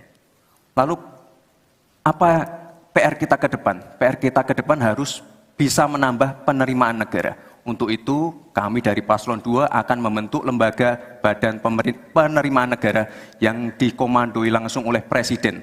Sehingga nanti ketika berkoordinasi dengan kementerian-kementerian ini bisa lebih luas. Dan sekali lagi kita ingin menaikkan rasio pajak sehingga penerimaan negara nanti bisa kita gunakan untuk pendidikan, untuk kesehatan, dan lain-lain. Terima kasih. Mohon tenang, masih ada waktu. Terima kasih. Saatnya menanggapi Pak Mahfud. Waktu Anda 1 menit dimulai dari Anda menyampaikannya. Mas Gibran, saya sangat tertarik tentang IKN dan itu bagus. Harus kita laksanakan sebagai warisan dari Pak Jokowi. Tapi tadi saya tergelitik anggaran untuk IKN itu hanya 20% dari APBN dan sisanya dari investor. Sejauh yang kita baca, sampai sekarang belum ada satupun investor yang masuk ke sana. Coba kalau ada sebutkan misalnya 2 atau 1 gitu, investor mana yang sudah masuk ke sana. Yang saya dengar justru ada ratusan ribu hektar tanah sudah dikuasai oleh pengusaha-pengusaha tertentu sekarang ini. Nah, saya setuju ke depannya itu agar mengundang investor, IKN harus diteruskan tetapi pendanaannya harus sesuai dengan tujuan semula, bahwa itu sebenarnya mengundang investor. Tapi sekarang ini yang sudah jadi itu semuanya dari APBN. Sehingga memang diperlukan langkah-langkah perbaikan agar warisan baik Presiden Jokowi ini bisa kita lanjutkan. Terima kasih, selesai. Baik. Terima kasih. Kita masih lanjut. Mohon tenang. Selanjutnya giliran calon wakil presiden nomor urut 1 Bapak Muhaimin Iskandar untuk memberikan tanggapan. Waktu Anda 1 menit. Kita mulai ketika Anda mulai berbicara. Mohon tenang dulu. Iya. Saya baru tahu kalau boleh di sini juga. Supaya lebih dekat sama panelis. Bisa mulai. Jadi saya setuju bahwa yang paling penting bukan soal infrastruktur dulu atau SDM dulu. Yang paling penting dari ini adalah kemampuan membaca skala prioritas. Seluruh proyek-proyek besar yang ambisius, ini IKN sebagai salah satu contoh saja, itu kalau hanya mengandalkan APBN hampir 500 triliun. Padahal 1% saja dari 400 sekian triliun itu untuk bangun jalan seluruh Kalimantan beres. Membangun seluruh kota-kota di Kalimantan beres. Dan yang paling penting infrastruktur yang untuk SDM 3% aja dari seluruh anggaran IKN itu bisa membangun sekolah dengan baik di seluruh Kalimantan. Itu contoh kemampuan mengambil skala prioritas. Oleh karena itu skala prioritas sangat penting. Mohon tenang. Sekarang kita berikan kesempatan kepada Pak Gibran untuk menanggapi atas tanggapan yang sudah disampaikan. Silahkan. Baik, saya izin menanggapi Gus Muhaimin dulu. Saya ingat sekali Gus Muhaimin dulu sempat ikut meresmikan dan potong tumpeng di IKN. Ini gimana? Ini nggak konsisten. Dulu dukung, sekarang nggak dukung karena menjadi wakilnya Pak Anies yang mengusung tema perubahan. Sekali lagi Gus, mohon maaf, IKN ini bukan hanya membangun bangunan pemerintah, tapi juga sebagai simbol pemerataan pembangunan di Indonesia, sebagai simbol transformasi pembangunan di Indonesia. Dan untuk menanggapi Prof. Mahfud, Prof, mungkin nanti setelah pulang dari debat bisa di Google, sudah banyak yang masuk. Hanya pada Agung Sedayu. Dan nanti akan tambah lagi, mungkin setelah Pilpres, karena mereka pasti akan wait and see, melihat stabilitas politik di Indonesia. Terima kasih, Prof. Baik, silakan berikan apresiasi dan aplaus dulu deh. Biar semangat semua. 1, 2, 3, pendukung-pendukungnya silakan bersemangat memberikan apresiasi.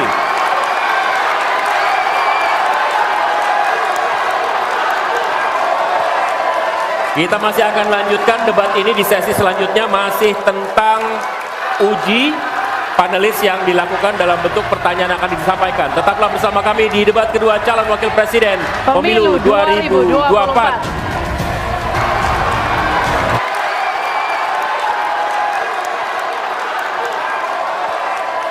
Kita masih akan lanjutkan debat ini di sesi selanjutnya, masih tentang uji panelis yang dilakukan akan disampaikan. Tetaplah bersama kami di debat kedua calon wakil presiden pemilu 2024. Oke, beri tepuk tangan untuk ketiga kandidat calon wakil presiden dan yang baru saja menyelesaikan presentasinya. Sekarang saya minta Anda menyimak ini tanggapan dari Bung Zulfikar Amir. Ini ya untuk bagaimana penilaiannya Bung Zulfikar? Ya, terima kasih Mas Hersu. Mohon tenang ya, mohon tenang ya. Oke, tolong tenang ya. Tolong tenang. Ya, oke. Oke, jadi saya mau mengomentarin pertunjukan yang diberikan oleh Gibran ya. Saya yakin malam ini Pak Jokowi itu bangga sekali. Ya, bangga bukan karena pertunjukannya Gibran, tetapi karena dia sepertinya sudah mendapatkan kesempatan untuk mendapat 3 periode gitu ya. Jadi apa yang kita lihat yang dilakukan oleh Gibran itu 100% duplikat dari Pak Jokowi. Kata-katanya, cara dia menjawab, angka-angkanya, yang semuanya kita tahu itu adalah kebalikan dari fakta yang sebenarnya gitu. Khususnya ketika dia mengangkat proyek IKN, ya kan? Nah, saya nggak tahu kenapa dia langsung ke proyek IKN, karena sebenarnya temanya ini tentang investasi kan. Dan mungkin dia udah tergesa-gesa, dia sudah terlalu bernafsu untuk mengangkat isu ini karena dia yakin dia bisa mengalahkan Gus Imin dan Prof Mahfud gitu. Tapi sebenarnya kebetulan saya paham sekali apa yang terjadi dengan apa yang terjadi dengan IKN. Oke, dilanjutkan ya. Saya kira dihentikan dulu ya, pembagian makanan dan minum dihentikan dulu. Tolong. Nanti saja ketika sedang berlangsung ya. Ya, oke. Oke, silakan lanjutkan Bung Zulfikar. Berhentikan dulu, tolong itu. Berhenti dulu. Stop dulu ya. Stop dulu. Oke, Bung Zulfikar lanjutkan. Oke. Jadi proyek IKN ini adalah sebuah proyek yang kemungkinan besar akan membawa bencana urban di Indonesia. Dan Pak Jokowi itu semakin hari semakin gelisah karena begitu banyak opini yang muncul di masyarakat yang bertentangan dengan keinginan dia untuk menyelesaikan proyek IKN. Masyarakat sudah mulai sadar bahwa yang namanya proyek IKN itu tidak akan menyelesaikan masalah pemerataan pertumbuhan ekonomi di Indonesia, ya kan? Dan itu yang sebenarnya langsung diangkat tadi oleh Gus Imin, di mana dia mengatakan bahwa skala prioritas yang dipakai oleh Pak Jokowi pada saat ini itu tidak ada basis logikanya, ya kan? Dan ketika dia memberi prioritas yang begitu besar untuk sebuah proyek membangun istana, di mana ada puluhan juta rakyat Indonesia yang masih kesulitan untuk mendapatkan pangan, mendapatkan pendidikan, mendapatkan fasilitas kesehatan, itu akhirnya dikorbankan demi sebuah ambisi pribadi gitu. Jadi menurut saya seluruh proses pemilu, khususnya debat cawapres malam ini, itu adalah sebuah pertaruhan yang dilakukan oleh Pak Jokowi, di mana dia ingin supaya egonya dia itu terpenuhi Sementara ada puluhan juta atau bahkan ratusan juta masyarakat Indonesia harus menjadi korban dari situ gitu. Dan itu yang poin yang penting yang diangkat oleh Gus Imin mengenai skala prioritas dan logika yang timpang dari cara berpikir pemerintah Joko Widodo yang ingin dilanjutkan oleh Gibran gitu. Oke, terima kasih Bung Zulfikar. Bung Rocky, silakan menambahkan. Oke, saya ambil bagian yang agak akademis itu. Tadi Pak Mahfud ditanya soal masa depan digital economy itu. Tapi dia justru lihat bagian buruknya, pinjol misalnya. Lalu dia akan atasi itu. Lalu pinjol itu justru memanfaatkan digital economy karena dia susah pergi ke bank, kan itu masalahnya tuh. Orang pinjol itu karena dia nggak punya pendapatan yang cukup. Jadi kalau dia nggak pakai digital economy, dia pasti mencuri juga. Atau ini dipakai buat judi. Lah kalau nggak ada digital, orang akan berjudi pakai gaplek juga, itu soalnya. Jadi Mahfud juga nggak ngerti bahwa yang dimaksud adalah masa depan dari digital economy, bukan eksesnya. Eksesnya disebutkan oleh Jokowi. Kan karena orang miskin maka dia pinjol. Karena orang nggak punya pendapatan maka dia judi pakai pinjol, pakai online. Itu soalnya tuh. Jadi dia nggak ngerti tuh. Mahfud, banyak hal yang Mahfud yang nggak ngerti tuh. Soal Gibran, tadi ditanya bagaimana memastikan investor masuk tuh.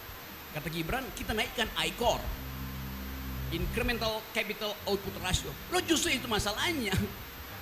Kan masalahnya ICOR-nya rendah. Bagaimana cara memasukkan investor, naikkan ICOR. Lo ICOR itu naik ketika investor masuk. Kan itu prinsip, ini kan pelajaran pertama ilmu ekonomi itu. Untuk menghasilkan satu unit output, berapa kapital mesti disuntikan. Kapital datang dari luar. Jadi nggak ngerti juga konsep ini, bahayanya kalau hanya menghafal itu. Dasar-dasar akademis nggak dikuasai itu. Yang terakhir soal apa tadi ya? IKN. Ya soal IKN. Yang saling menanyakan kepada Pak Dan pendalaman visi dan misi. Mahfud. Silakan kembali Pak Muhaimin, Pak Gibran dan Pak Mahfud untuk kembali kita masih menempati dalam podium. sesi pendalaman visi misi program kerja. Harap tenang. Melalui pertanyaan yang telah dibuat oleh para panelis. Dan untuk segmen ini pertanyaan dimulai untuk calon wakil presiden nomor urut 1, Bapak Muhaimin Iskandar. Untuk itu kami persilahkan panelis untuk mengambil undian subtema di dalam fishbowl. Kami persilahkan Ibu Poppy Ismalina untuk mengambil dan memperlihatkan ya kepada calon wakil presiden dan moderator.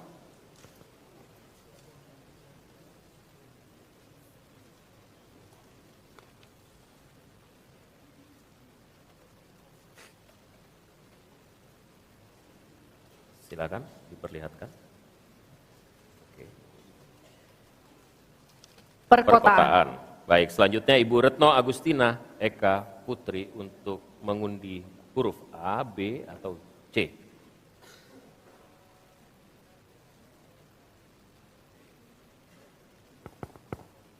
Silakan diperlihatkan huruf B. Perkotaan huruf B. Perkotaan huruf B.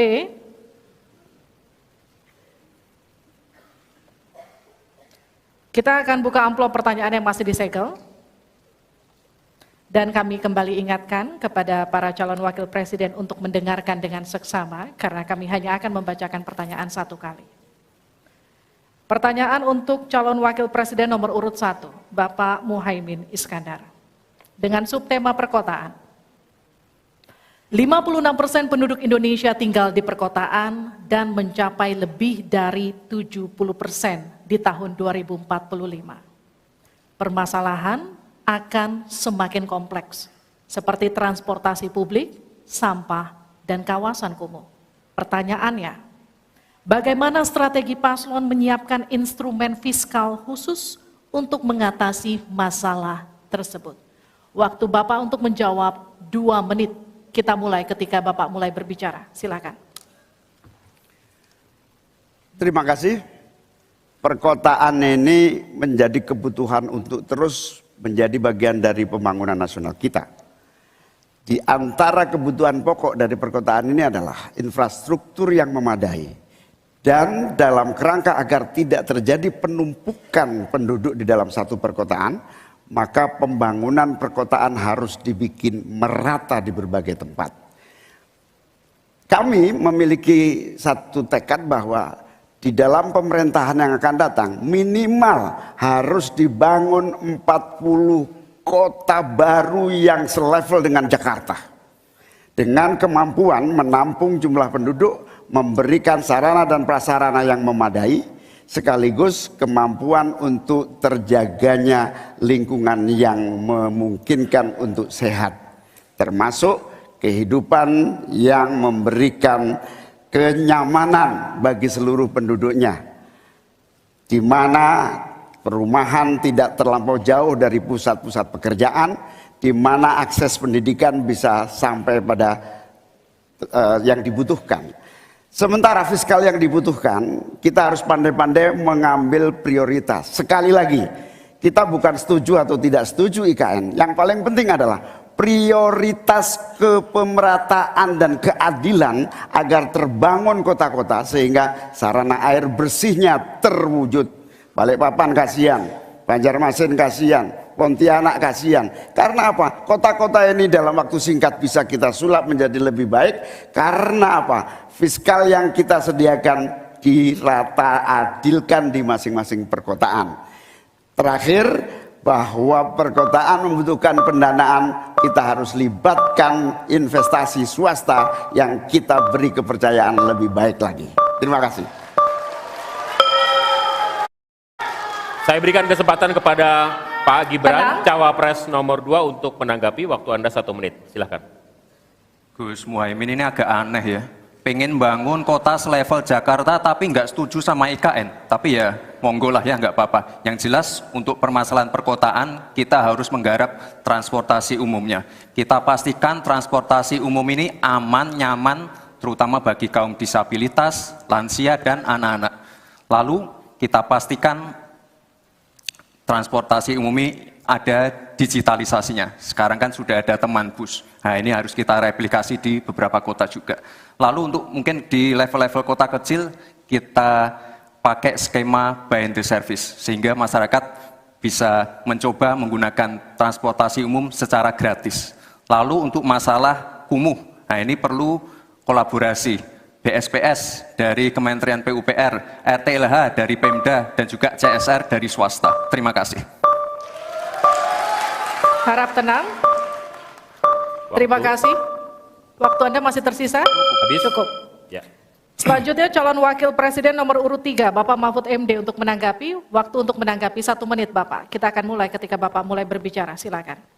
Ya, Cak Imin, saya agak kaget juga mau membangun 40 kota selevel Jakarta. Ya, apa itu bisa dilaksanakan 5 tahun Bapak menjadi presiden dan wakil presiden? Berapa kota dalam 5 tahun? Ini IKN aja sudah puluhan tahun baru dilaksanakan. Itu pun yang investasi baru dalam bentuk janji, belum ada yang melaksanakan. Nah gitu kan.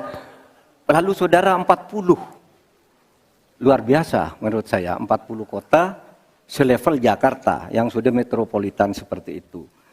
Lalu juga pembiayaannya menurut Pak Muhaimin. Kalau nanti kita membentuk 40 kota itu, pembiayaannya itu APBN, APBD, atau perlukah lembaga khusus seperti tadi ditanyakan oleh panelis melalui moderator. Ini perlu dijawab dulu agar semuanya tidak spekulatif. Selesai. Baik. Mohon maaf waktu Anda habis. Kami akan kembalikan ke Pak Muhaimin. Mohon tenang, belum selesai. Pak Muhaimin, waktu Anda untuk menanggapi atas tanggapan dari Pak Gibran dan Pak Mahfud. Waktu Anda, silakan. Ya, yang saya sampaikan seperti Jakarta itu memiliki standar upaya sampai menuju Jakarta. Di mana tentu kota-kota yang potensial cukup disentuh dengan beberapa anggaran yang menumbuh kembangkan. Misalnya Pontianak, 1 tahun cuma 1 triliun. Bagaimana kalau 1 tahun kita bisa investasikan pengembangan kota hingga 3 triliun, 5 triliun. APBN kita cukup. Apalagi kalau seperti yang sampaikan Pak Gibran tadi, melibatkan berbagai cara pembiayaan yang melibatkan baik itu swasta maupun CSR. Jadi apa yang saya sampaikan selevel Jakarta itu target utama. Tetapi yang lebih penting dari itu adalah infrastruktur yang dibutuhkan dipersiapkan dari potensi yang sudah ada, sehingga dalam waktu singkat kota-kota 40 kota itu benar-benar sudah menggunakan potensi yang sudah dimiliki yang ada. Habis. Harap tenang, nanti kita akan berikan waktu untuk aplaus. Selanjutnya kita akan beralih ke pertanyaan untuk calon wakil presiden nomor urut 2, Bapak Gibran Rakabuming Raka. Tenang. Untuk itu kita akan persilakan panelis Bapak Suharnomo untuk mengambil undian subtema kelima dalam Fishbowl. Silakan diperlihatkan ke calon wakil presiden dan ke moderator Bapak.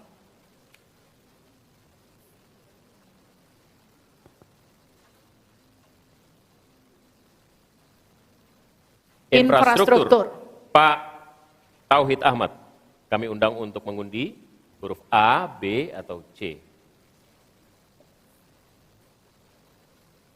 C.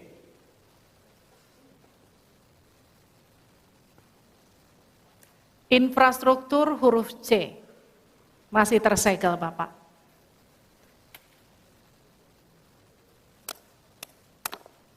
Mohon didengarkan dengan seksama karena kami hanya akan membacakan satu kali. Pertanyaan untuk Bapak Gibran Rakabuming Raka dengan subtema infrastruktur.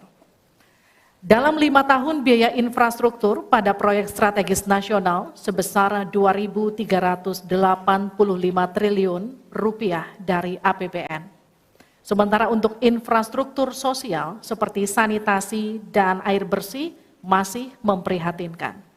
Pertanyaannya, bagaimana strategi paslon untuk memastikan penyediaan infrastruktur sosial tanpa membebani keuangan daerah? Waktu Anda untuk menjawab 2 menit, kita akan mulai ketika Anda berbicara. Silakan. Baik, terima kasih. Jika kita bicara masalah sanitasi dan air bersih, ini nanti nyambung ke masalah stunting. Untuk masalah sanitasi, ini perlu kolaborasi banyak pihak. Misalnya apa yang sudah saya lakukan di Solo. Kita membangun IPAL komunal di perumahan padat penduduk. Ini penting sekali. Lalu untuk kebutuhan air bersih, kita juga bekerja sama dengan kabupaten sekitar, misalnya dengan Wonogiri, Klaten, untuk mendapatkan air bersih. Kita juga sekarang sudah ada proyek strategis nasional, membangun beberapa bendungan dan embung. Ini nanti juga penting untuk meneruskan program pengairan nasional yang nanti berguna untuk pengadaan air bersih dan juga untuk mengairi sawah. Ke depan, masalah sanitasi dan air bersih ini penting sekali. Karena kami dari paslon nomor 2 ingin menyiapkan generasi-generasi emas yang sehat dan pintar. Kalau kita mengintervensi masalah stunting, kita juga harus mengintervensi tempat tinggalnya juga. Kita tidak bisa hanya memberikan gizi tambahan untuk ibu hamil dan lain-lain, tapi kita tidak menyentuh rumah tinggalnya. Jadi ini harus dikerjakan secara paralel. Stunting kita kerjakan, pemenuhan gizi kita kerjakan, sanitasi, drainase, air bersih, kawasan kumuh, ini harus kita selesaikan juga secara paralel. Terima kasih. Masih ada waktu? Cukup Pak? Cukup. Baik, saya berikan waktu untuk Pak Mahfud untuk menanggapi jawaban dari Pak Gibran. Mas Gibran yang terhormat, tadi itu pertanyaan yang dibaca oleh moderator, bagaimana strategi paslon untuk memastikan penyediaan infrastruktur sosial tanpa membebani keuangan daerah. Kayaknya belum terjawab. Tadi yang dijawab tuh infrastruktur fisik semua tuh. Infrastruktur itu kan ya ada infrastruktur sosial, ya itu yang penting. Kemudian regulasi. Bagaimana Anda menyiapkan regulasi sekarang ini agar semua itu bisa berjalan dengan baik? Nah kalau infrastruktur fisik mungkin sih bisa saja diutak-atik dari APBN, APBD gitu ini untuk ini. Tapi masalahnya kita punya problem dengan infrastruktur sosial seperti yang ditanyakan tadi. Nah itu saya kira yang perlu dijelaskan lebih jauh. Selesai. Anda habis, baik, kita akan ke calon wakil presiden nomor urut 1, Bapak Muhaimin Iskandar untuk menanggapi, waktunya 1 menit. Infrastruktur yang disampaikan Pak Gibran menjadi bagian dari yang perlu disediakan. Tapi infrastruktur sosial atau infrastruktur kerakyatan, pada dasarnya kita bisa melibatkan semua pihak untuk hadir dan memberikan solusi. Contohnya infrastruktur gedung-gedung sekolah yang memberikan kesehatan, kecerdasan bagi masa depan anak didik kita. Apa yang bisa kita lakukan? Misalnya, kita bebaskan pajak buat seluruh penyelenggara pendidikan supaya fiskalnya terpenuhi, supaya pendidikan bisa terjangkau, sehingga semua bentuk pendidikan, semua bentuk yang berkaitan dengan pencerdasan kehidupan masyarakat kotanya, maka dibebaskan pajaknya. Ini seperti yang sudah dilakukan di Jakarta, yang ini bisa kita tarik ke tingkat nasional. Infrastruktur sosial tercipta dengan pemerintah memberi fasilitas yang memadai. Cukup, Bapak? Cukup. Baik. Kita stop, countdown. Tenang. Saya berikan kembali waktu untuk Pak Gibran untuk menanggapi atas tanggapan dari Pak Mahfud dan Pak Muhaimin. Baik, terima kasih. Mungkin Prof. Mahfud dan Gus Muhaimin kurang paham dengan apa yang sudah saya paparkan. Saya tadi juga bicara masalah infrastruktur sosial, stunting itu loh Pak. Ya, tapi nggak apa-apa, saya perjelas lagi. Kita punya program makan siang gratis. Banyak yang nyinyir, tapi sekali lagi Pak, program makan siang gratis ini adalah investasi menuju Indonesia emas. Program makan siang gratis 400T ini adalah stimulan untuk ibu-ibu, warteg-warteg, warung-warung, catering-catering yang ada di daerah. Bayangkan 400T mengucur ke daerah-daerah. Semua ibu-ibu ikut memasak makan siang untuk anak-anak kita. Itu Pak yang saya maksud dengan infrastruktur sosial. Program makan siang gratis, investasi ke depan untuk menuju Indonesia emas. Terima kasih. Tenang. Baik, kita akan masih lanjut. lanjutkan. Harap Kita tenang, masih kita lanjut. akan lanjutkan. Selanjutnya kita akan beralih untuk pertanyaan calon wakil presiden nomor urut 3, Bapak Mahfud MD. Untuk itu kami persilakan panelis Bapak Yose Rizal Damuri untuk mengambil undian subtema ke-6 dalam Fishbowl.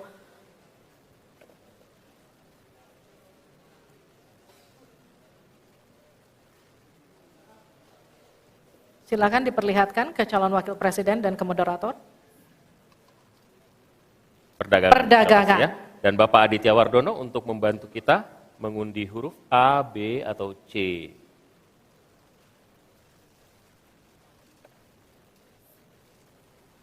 Perdagangan C. Terima kasih. Perdagangan huruf C, Pak Mahfud. Masih tersegel.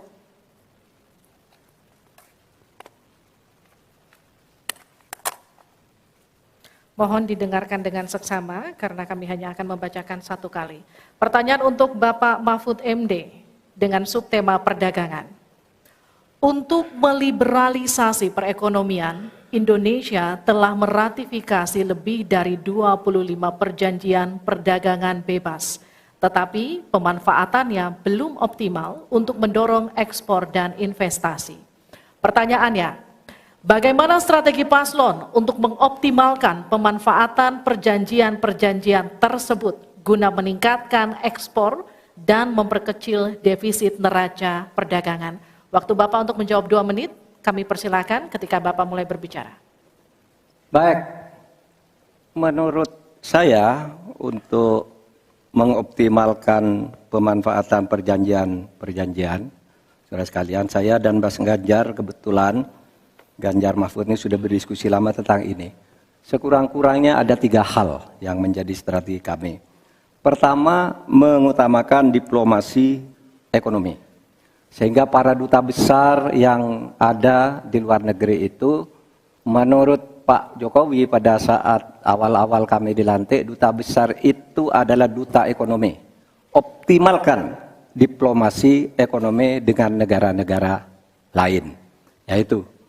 Kemudian yang kedua, juga kami akan melakukan perdagangan untuk mengintegrasikan perdagangan nasional kita ini ke perdagangan global. Sehingga memenuhi standar standar-standar internasional untuk setiap apa yang kita punyai mau dimasukkan ke dunia global itu sudah jelas standarnya bisa diterima gitu. Dan kita juga membuat regulasi di sini agar tidak misalnya upaya perdagangan kita lalu diblokir atau dicurangi oleh teman-teman kita sendiri, pelaku-pelaku ekonomi di dalam yang berintegrasi atau berkoalisi dengan pejabat-pejabat publik. Kemudian, saudara kalian, kami akan mengutamakan penguatan ekonomi nasional agar ekonomi nasional itu juga bisa tumbuh ke dalam sehingga nantinya masuk dengan strategi kedua tadi bahwa kualitas barang dagangan kita itu bisa diterima di luar negeri dan produktif sehingga juga tidak susah misalnya untuk diterima oleh dunia internasional. Saya kira itu bagian strategi yang sudah kami diskusikan dan selesai. Terima kasih Pak Mahfud. Saya persilakan Pak Muhaimin untuk menanggapi jawaban dari Pak Mahfud tadi. Ya, Pak Mahfud, kalau diplomasi sebagai pemasaran itu normatif ya. Ini sudah menjadi pengetahuan umum. Yang paling penting itu adalah bagaimana nyelepet para diplomat berubah wajah menjadi pemasar-pemasar yang tangguh. Diplomasi pemasaran yang ekspansif itu tidak kita miliki. Karena memang seluruh cara kerja diplomasi kita masih politik dan sangat normatif. Yang kedua, kita bisa hadir di dalam dunia perdagangan global kalau kualitas produksi dalam negeri kita juga punya standar yang baik. Saya sampai hari ini sangat prihatin. Kita tidak ada satupun yang terus mengupgrade secara masif kualitas dan standar. Semuanya kayak dibiarkan tumbuh sendiri-sendiri gitu. Tidak ada satu gerakan yang lebih terstruktur baik dari Menteri Perdagangan, Menteri Koperasi UKM dalam satu gerakan meningkatkan kualitas berstandar internasional. Cukup Bapak? Harap tenang. Selanjutnya kita akan ke calon wakil presiden nomor urut 2, Bapak Gibran Rakabuming Raka untuk menanggapi, waktunya 1 menit, silakan. Baik, terima kasih. Paslon nomor 1 dan 3 sudah bicara masalah diplomasi. Saya akan memberikan solusi yang konkret aja, paling konkret, hilirisasi. Kita jangan mau lagi mengirim barang mentah. Kita harus mampu meningkatkan nilai tambah dalam negeri. Saya kasih contoh, nikel. Dulu sebelum ada hilirisasi, kita ekspor hanya 3 miliar US dollars. Sekarang setelah hilirisasi bisa menjadi 33 miliar US dollars. Ini saya baru bicara masalah nikel loh Pak. Belum bicara masalah tembaga, boksit, timah, dan lain-lain. Konkret, jelas, singkat, padat, jelas. Terima kasih. Waktu Anda masih tersisa? Cukup? Cukup Bapak? Cukup. Baik. Baik. Kami kembalikan ke Pak Mahfud untuk menanggapi. Ya. Baik, terima kasih. Ini masalah diplomasi. Diplomasi Harap itu tenang. normatif. Mohon tenang. Sebenarnya, saudara sekalian, kalau diplomasinya selama tidak jalan, saya kira sistem rekrutmen diplomat sekarang ini harus ditinjau ulang. Dulu-dulu diplomat-diplomat kita tuh bagus. Ya, sekarang ini kadang-kala ada titipan dari partai. Kalau belum dari partai belum masuk, itu tidak disahkan. Di DPR partai ini belum masuk. Nah, sesudah bertugas tidak jelas. Dia tidak ngerti, tidak punya pengertian dasar-dasar diplomasi. Sehingga kalau saya diberi kewenangan, nanti diplomasi ini diatur kembalilah rekrutmennya itu. Betul-betul orang yang memenuhi syarat. Nah, soal hilirisasi itu sudah masuk sebenarnya Mas Gibran. Saya tadi kan bicara soal penguatan ketahanan ekonomi nasional. Itu di dalamnya memang sudah ada hilirisasi dan industrialisasi yang aman lingkungan. Itu selesai.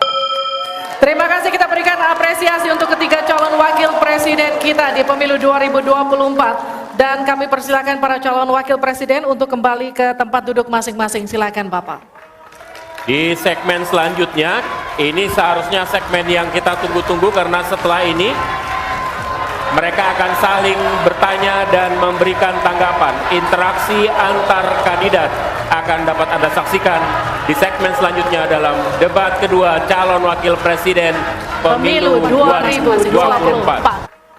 Di segmen selanjutnya, ini seharusnya segmen yang kita tunggu-tunggu karena setelah ini Mereka akan saling bertanya dan memberikan tanggapan. Interaksi antar kandidat akan dapat Anda saksikan di segmen selanjutnya dalam debat kedua calon wakil presiden pemilu 2024. Oke, kasih plus untuk para cawapres ya. Sekarang kita tadi sudah mulai menarik karena sudah mulai berani saling serang begitu ya. Dan ada juga yang nyerang tapi senjatanya balik ke dia sendiri jadi bumerang gitu. Oke Bung Rocky, ulasan Anda juga termasuk soal hilirisasi. Tadi saya kalau merem aja gitu saya nggak lihat, saya pikir Pak Jokowi yang debat gitu ya. Oke, soalnya begini, kan setiap pasangan capres, cawapres, dia mesti ada guiding ideas, ada shaping ideas. Ide utamanya apa? Supaya yang lain ngikut proyek ini, program ini, kan mesti ada ide utama, ide yang menuntun, atau program yang akan menyebabkan yang lain ikut. Kelihatannya nggak ada, juga termasuk Caimin sebetulnya kita mau tunggu idenya apa. Tetapi memang ini debat yang nggak saling mengulas ide dasarnya. Gibran misalnya terangkan tadi, naikin aja tax ratio. Kan mestinya dia konsisten, apapun yang dibutuhkan untuk pembangunan, tax ratio. Tetapi orang bertanya itu tax rasionya dari siapa? Kalau sumber untuk memperluas pembayar pajak itu 100 orang besar aja, itu artinya muternya di antara oligarki aja kan. Kalau manjakin rakyat, bagi rakyat, gue nggak mau tax ratio dinaikkan, gue mau IQ lu dinaikkan. Kan itu dasarnya tuh. Jadi mesti kita ulas dari prinsip ide lu apa gitu. Ada soal hilirisasi itu. Iya, kita tahu hilirisasi itu lagi diucapkan pemerintah tuh. Tapi kalau soal nikel tadi diterangkan oleh saudara Gibran, Cina punya nikel. Perusahaan Cina eksplorasi nikel di Indonesia. Supaya ampasnya, racunnya nggak nyampe ke Cina, Cina bilang dibersihin aja namanya hilirisasi. Sebetulnya kita membantu Cina untuk mencegah Cina dituduh sebagai penampung toksik gitu, racun. Jadi mesti hati-hati juga. Itu punya kita, kan nikel itu punya Cina semua yang di sini kan. Jadi itu poinnya tuh. Jadi kalau disebut hilirisasi, ya konsepnya bagus. Tapi itu hanya membantu Cina untuk memperoleh barang yang udah bersih. Itu sebetulnya masalahnya tuh. Karena monopoli dari perusahaan Cina, terutama industri nikel, yang pasti dalam 10-12 tahun ke depan itu kan habis nikel itu kan. Kan dalam hitungan dunia, Indonesia cadangan nikelnya tinggal 12 tahun, mestinya di stop. Bukan justru dieksploitasi untuk dijual ke Cina, dan kita bahkan membantu Cina untuk membersihkan nikelnya dulu di Indonesia. Jadi ampasnya tinggal di kita, barang bersihnya pergi ke Cina tuh, itu soalnya.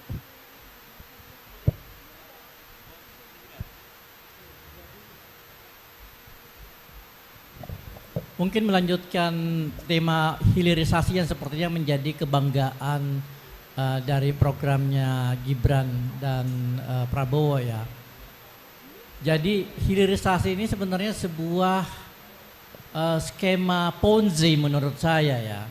Dalam arti gini, kalau kita lihat yang namanya perusahaan-perusahaan smelter dari luar negeri itu kebanyakan dari Cina datang ke Indonesia, lalu kemudian membeli dengan sangat murah nikel kita yang diambil dari tambang, kemudian mereka olah, lalu kemudian mereka ekspor dibawa ke Cina. Ada dua masalah kenapa hilirisasi ini itu tidak menguntungkan Indonesia. Pertama adalah bahwa kalau kita lihat hilirisasi nikel yang sudah berlangsung selama 2 tahun itu hanya menghasilkan pekerjaan sebanyak 77.000 seluruh proyek hilirisasi. Sementara yang membutuhkan pekerjaan di Indonesia itu ada sebanyak 9 juta orang. Jadi ini sangat timpang. Kedua, nilai tambah yang disebutkan oleh Gibran tadi yang dibangga-banggakan oleh Pak Jokowi itu tidak masuk ke Indonesia sebenarnya. Nilai tambahnya ke perusahaan Cina yang kemudian mereka dijual keluar, yang kemudian kita hitung sebagai ekspor kita, tapi duitnya itu masuk ke perusahaan Cina. Sebenarnya itu. Jadi mereka beli nikel murah cuma $30 ya. Lalu mereka olah, mereka jual ke luar negeri $90. Nah, $60 itu masuk ke perusahaan Cina yang kemudian mereka bawa. Nah, kalau kita lihat secara konsep hilirisasi ini itu tidak membantu Indonesia untuk melakukan industrialisasi. Kenapa? Karena hilirnya itu bukan di Indonesia, hilirnya itu di Beijing. Jadi mereka bawa nikel yang sudah jadi, itu mereka bawa ke Beijing, ke Shenzhen, ke Guangzhou dan sebagainya untuk diproduksi, untuk dipakai dan diproduksi sebagai mobil listrik yang kemudian dikirim ke Indonesia dan kemudian dibeli oleh orang-orang Indonesia melalui subsidi. Dengan subsidi yang diberikan oleh pemerintah sebesar 70 juta per unit gitu.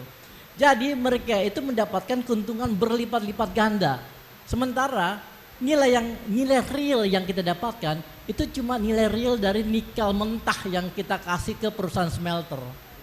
Jadi hilirisasi ini menurut saya sebuah penipuan skala besar.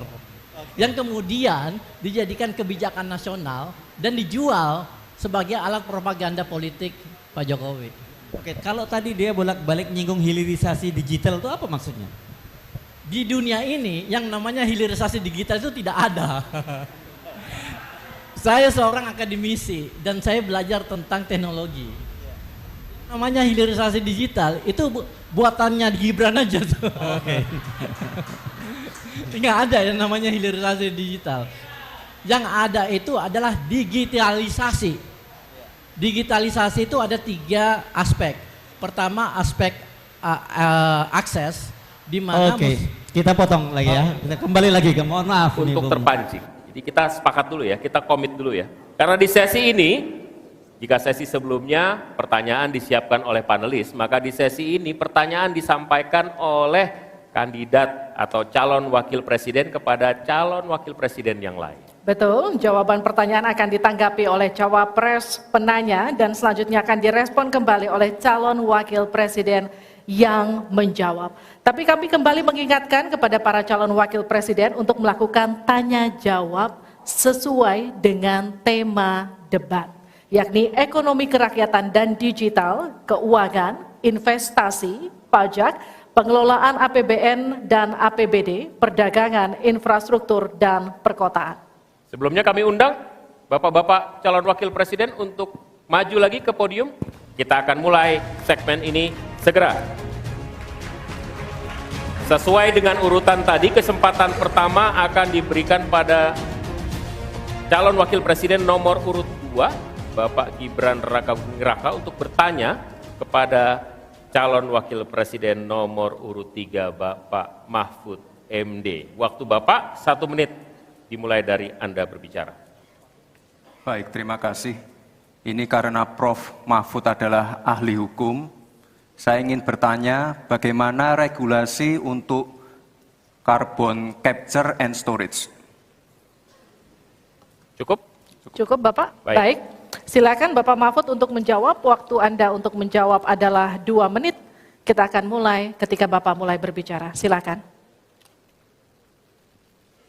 Baik, Mas Gibran yang terhormat, regulasi itu kalau orang ahli regulasi itu tidak harus spesifik satu persatu itu, kecuali proyek pembuatan regulasi itu sudah ada, ya. Proyek pembuatan regulasi sudah ada. Kita harus buat ini baru dibuat regulasinya bagaimana? Bagaimana cara regulasinya? 1, membuat naskah akademik dulu. Naskah akademiknya apa? Naskah akademik itu kalau mengikuti pola yang sederhana aja, pakai aja kasus RUK-TIPI namanya. Kalau di dalam ilmu perundang-undangan itu, misalnya regulasi yang sudah ada bagaimana, kalau belum ada bagaimana. Kemudian opportunity-nya bagaimana.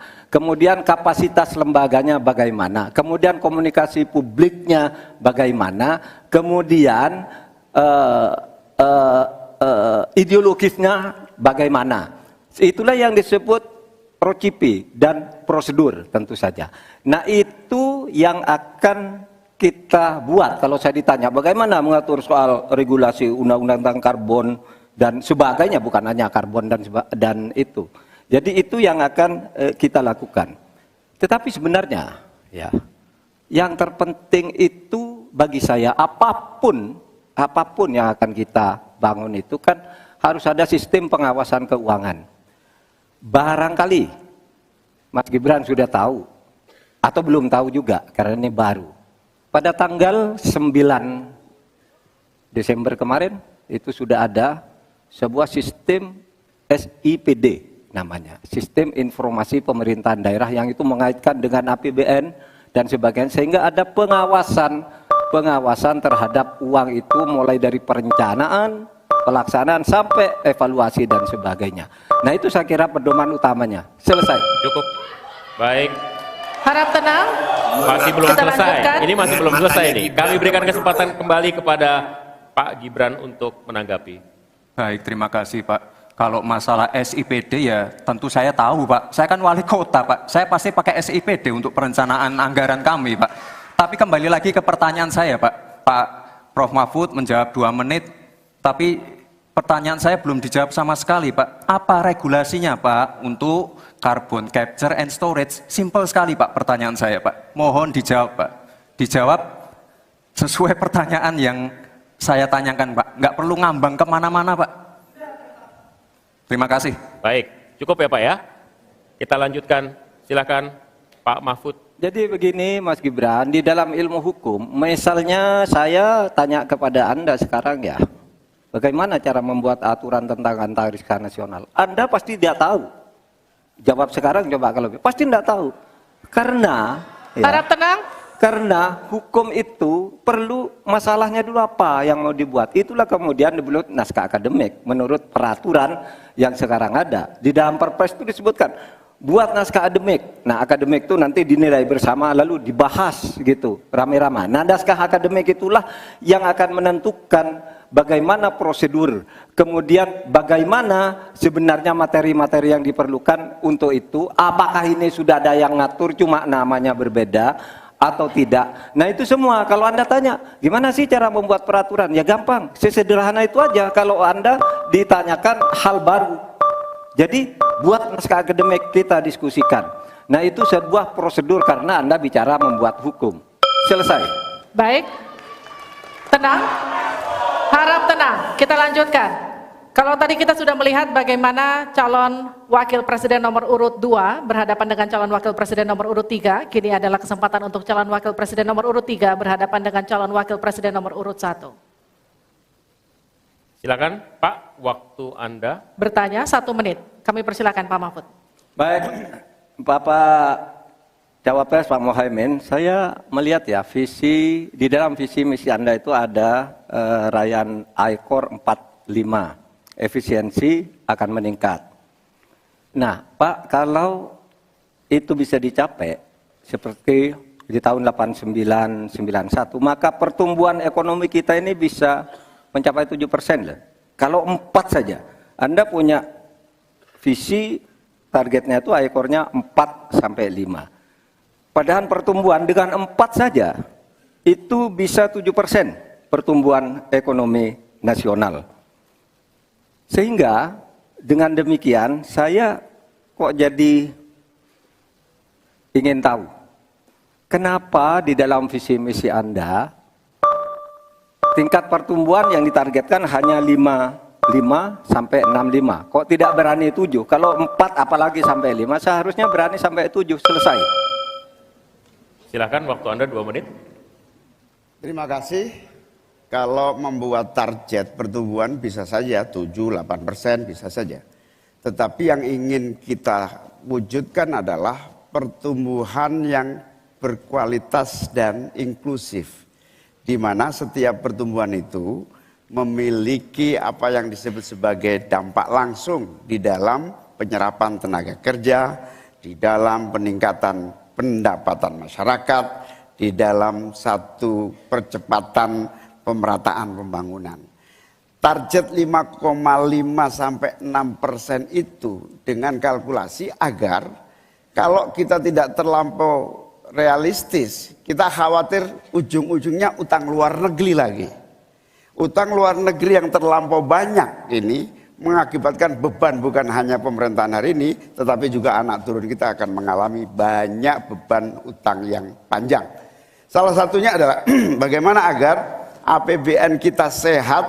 Sekarang saja presentasi 3.000 triliun APBN aja untuk membayar utangnya cukup tinggi. Sehingga mengurangi tidak kurang dari 20% APBN kita untuk membayar utang luar negeri. Sehingga target yang berjumlah 5,5% sampai 6,5% itu realistis yang akan tidak membebani bagi proses pembangunan kita di masa yang akan datang. Di sisi yang lain kita pasti tahu bahwa salah satu syarat-syarat pertumbuhan yang bisa sehat itu adalah apabila investasi yang masuk juga tidak menjadi beban baru bagi pembangunan nasional kita. Apa beban baru itu? Yaitu tingginya tanggungan bunga-bunga yang harus, terutama kalau utang G2G, yang menjadi beban berat bagi APBN kita hari ini dan di masa-masa yang akan datang. Cukup Bapak? Baik, selanjutnya dipersilakan untuk Pak Mahfud MD untuk kembali menanggapi, waktunya 1 menit, silakan Bapak. Iya begini Pak, kami Ganjar Mahfud itu mentargetkan pertumbuhan ekonomi kita itu 7%. Itu hitung-hitungannya mudah, tadi saya sudah sebut di pertama. Betapa saya menyelamatkan korupsi yang diurus kantor langsung saya aja 677 triliun. Itu kalau dibagi ke UMKM, itu luar biasa. Kemudian yang ditemukan oleh ICW sejak tahun 2014 yang sudah inkrah korupsi itu berapa? 233,7 triliun. Nah ini kalau kita pangkas melalui penegakan hukum yang benar, ini bisa mencapai 7. Tapi Anda menyimpang dari rumus yang selama ini terjadi. Kalau Anda berani dengan ekor 4 saja, Anda pasti bisa 7%. Pasti bisa 7%, apalagi 4 sampai 5. Nah ini Anda menargetkan segini, tapi pertumbuhan ekonominya cuma 5,6. Secara matematis agar kurang cepat selesai. Silakan ditanggapi. Harap tenang. Ditanggapi Ya, Pak Muhaimin. Tentu saya sangat setuju, bukan hanya pemberantasan korupsi yang tidak sampai 5%. Sehingga saya khawatir kalau target 7% itu dipaksakan, ujungnya bukan pertumbuhan yang sehat, tetapi pertumbuhan semu yang keropos. Baik. Tenang, kita lanjutkan. Ya, interaksi antara 3 dan 1 sudah selesai. Sekarang giliran interaksi antara 1 dan 2. Pak Muhaimin silahkan bertanya kepada Pak Gibran dan kemudian akan ditanggapi. Waktu Anda 1 menit untuk bertanya. Terima kasih Pak Gibran. Pak Gibran ini telah berhasil menjadi wali kota sekaligus pengusaha yang sukses. Bahkan berbagai proyek-proyek besar telah berhasil dibangun di Solo. Ini menjadi prestasi, tetapi kita ingin prestasi ini ditularkan kepada yang lain. Saya ingin Pak Gibran menyampaikan tips and tricks agar bupati, wali kota, dan pemerintah daerah yang lain bisa belajar agar proyek-proyek besar bisa dimasukkan di kota Solo. Bagaimana caranya ini? Tenang. Cukup? Cukup. Baik. Cukup. Silahkan waktu Anda. Pak Gibran, waktu Anda 2 menit untuk menanggapi. Baik, Gus Muhaimin, saya jelaskan ya. Sekarang Indonesia itu sudah memulai yang namanya pemerataan pembangunan. Yang dibangun bukan hanya Solo saja. 53% investasi kita sudah ada di luar Jawa. Kalau kita pengen fair ya Gus, jumlah jumlah proyek, jumlah anggaran yang digelontorkan ke Solo sebelum saya jadi wali kota itu lebih besar. Saya tahulah ini arah pertanyaannya kemana, tapi yang jelas ini Gus, apa yang sudah dibangun, yang kita lihat bukan bangunan fisiknya saja, tapi kita lihat impact-nya ke warga. Bangun masjid menggunakan CSR dari Abu Dhabi. Impact-nya apa? UMKM kita sekarang melesat, wisata kita melesat. Kemarin waktu Idul Fitri, kunjungan wisatawan ke Solo melebihi Jogja. Itu impact-nya. Lalu kita lihat, kita punya kebun binatang Solo Safari, tidak pakai APBN. Masjid tidak pakai APBN. Tapi impact-nya apa? Impact-nya ke masyarakat. Jadi yang kita lihat ini Gus, tidak perlu tendensius seperti itu. Kita lihat impact-nya ke warga seperti apa. UMKM meningkat, kesejahteraan meningkat, lapangan pekerjaan terbuka. Itu yang kita lihat Gus. Jadi tidak melihat, oh ini dianak emaskan. Enggak. Pemerataan pembangunan itu sudah terjadi di mana-mana, bukan hanya di Solo. Dan itu fakta loh Gus. Proyek di Solo sebelum saya menjabat itu lebih banyak. Fakta itu. Terima kasih. Harap tenang, kita akan lanjutkan. Masih lanjut ini. Silakan Pak Muhaimin untuk menanggapi, waktunya 1 menit. Ya, yang saya tanyakan belum dijawab. Saya itu tanya tips and triknya agar investasi ataupun proyek-proyek besar bisa di sana. Sebab saya lihat itu ada 32 proyek pemerintahan pusat, ada juga berbagai program-program yang luar biasa, patut kita banggakan. Dibandingkan dengan misalnya Kota Madiun yang hanya 11%, Cirebon hanya 7%, Tasikmalaya. Kita ingin triknya apa? Sehingga akses pendanaan pembangunan itu bisa bersifat adil dan merata. Bukan hanya di satu kota, tapi berada di seluruh. Kita lanjutkan. Ini yang menjadi catatan saya adalah keadilan dalam melaksanakan APBN. Kalau kita jadi pemerintah pusat nanti, tugas kita adalah membagi secara adil seluruh proyek-proyek nasional kita. Cukup. Silakan Pak Gibran untuk menanggapi. Waktunya 1 menit, silakan. Mohon tenang.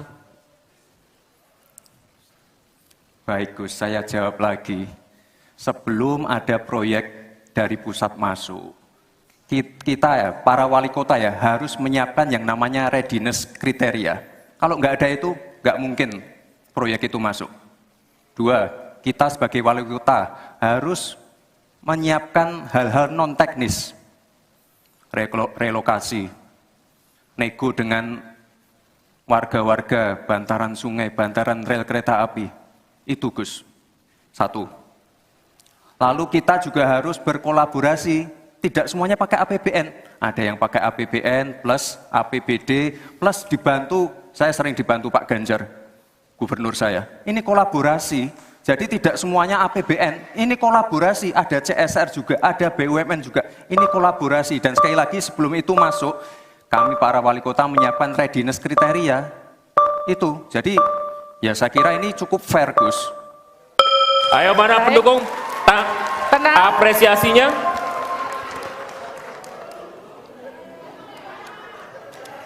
Kita berikan apresiasi untuk seluruh calon wakil presiden malam hari ini. One on one, sesi pertama sudah lewat, masih ada 1 segmen lagi. Ketika calon wakil presiden bertanya dan berinteraksi dengan calon wakil presiden lainnya. Tetaplah bersama kami di debat kedua calon wakil presiden pemilu 2024.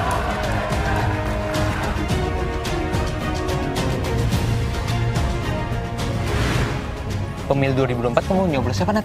Gak tahu deh, aku nyoblos apa enggak ya? Emang suara aku di ada debat pengaruh gitu? kedua calon wakil presiden pemilu. Pengaruh loh. Nah, makanya kamu jangan sampai Luar biasa ya, tanya jawab antar presiden. Kita masih punya waktu 1 lagi ya. Tapi kita akan minta analisisnya dari 2 orang narasumber sini. Silakan Bung Rocky, tadi udah kelihatannya gregetan, harusnya yang nanya ke Gibran Bung Rocky. Oke. Tadi yang terakhir apa ya? Apa yang menarik tadi? Soal investasi di Solo, sebenarnya tadi Cak Imin kan harusnya to the point untuk menyatakan. Iya. Jadi debat itu selalu mesti ada teknik untuk mengembalikan argumen tuh. Itu cara debat.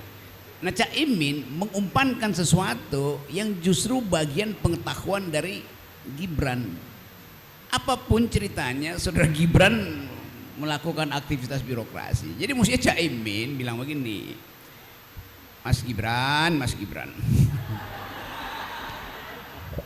apa tips yang Anda pelajari dari bapakmu? Kan begitu. Tapi saya bisa baca psikologi Caimin juga Pak Mahfud, karena dua-duanya masih anggota kabinet Jokowi, itu masalahnya. Jadi nggak tuntas, apa namanya, intellectual orgasmnya itu nggak dapat itu kan. Itu aja soalnya tuh. Ya udah, itu hal yang mestinya orang pelajari juga, jadi konsep itu. Jadi nanti saya beritahu Caimin juga bahwa ada hal yang Anda nggak boleh ragu. Ini debat publik itu abaikan semua hal.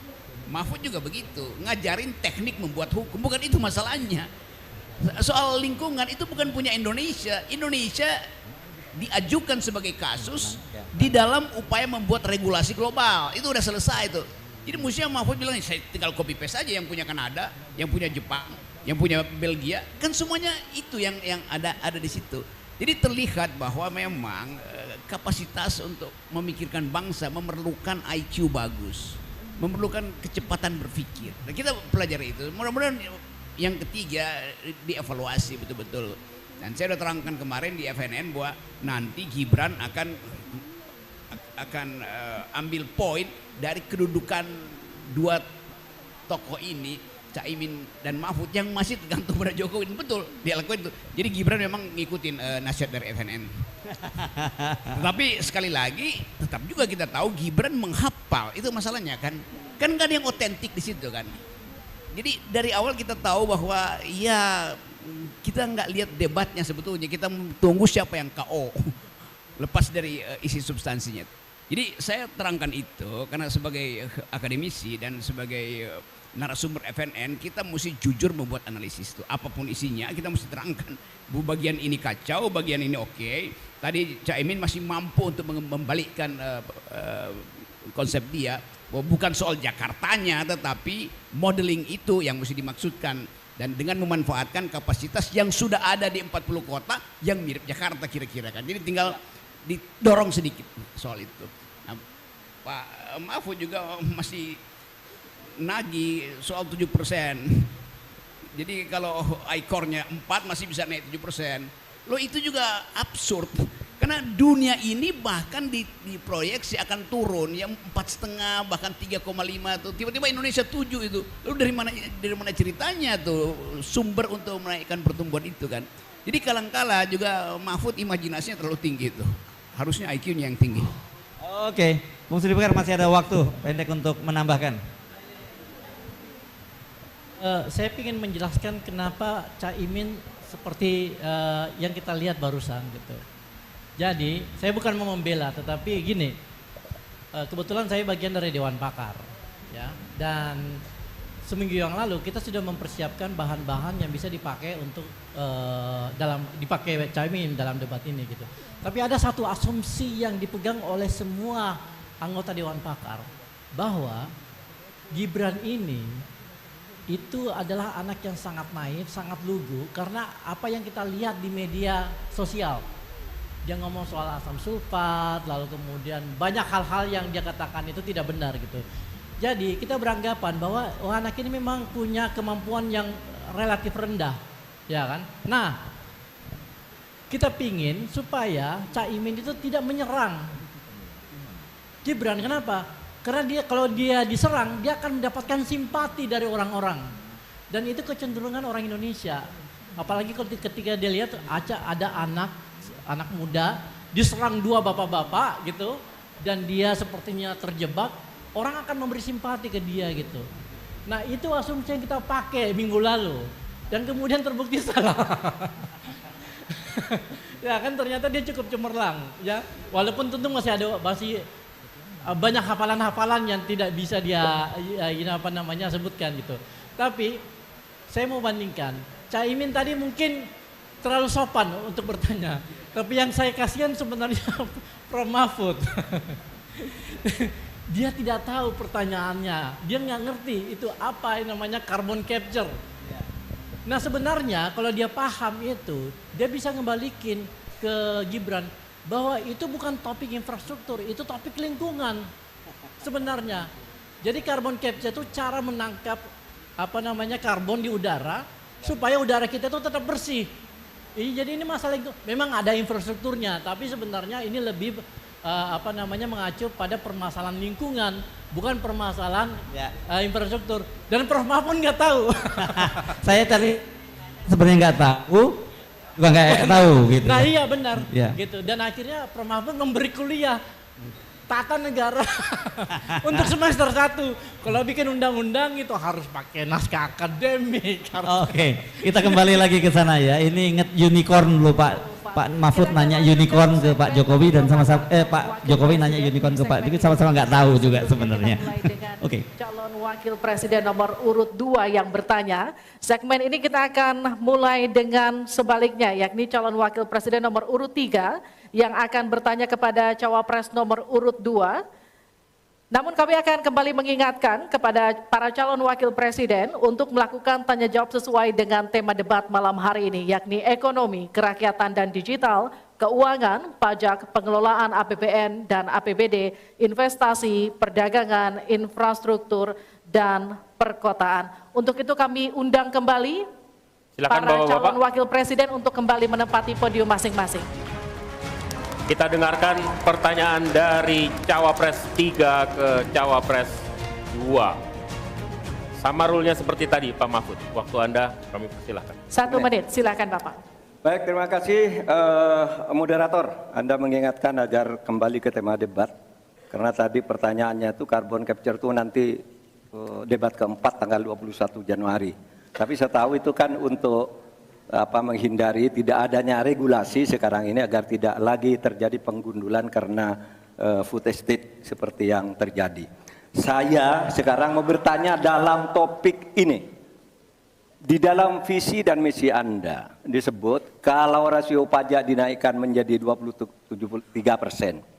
Dalam simulasi kami, angka itu hampir tidak masuk akal. Karena pertumbuhan ekonomi bisa 10. Padahal selama ini pertumbuhan ekonomi 5-6 gitu. Itu kalau Anda bisa menaikkan rasio pajak sampai segitu bisa 10%. Lalu bagaimana Anda mau menaikkan pajak? Orang mau insentif pajak aja orang tidak ngambil. Terima kasih. Assalamualaikum warahmatullahi wabarakatuh. Waalaikumsalam warahmatullahi. Silakan cawapres nomor urut 2 untuk menjawab, waktu Anda 2 menit. Prof Mahfud, yang namanya menaikkan rasio pajak dan menaikkan pajak itu beda.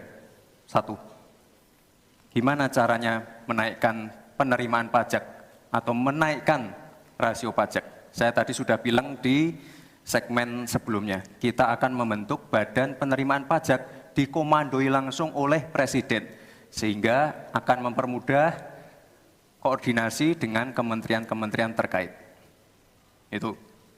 Jadi DJP dan Bea Cukai akan dilebur jadi satu, sehingga fokus dalam penerimaan negara saja, tidak akan mengurusi lagi masalah pengeluaran. Lalu sekali lagi digitalisasi penting.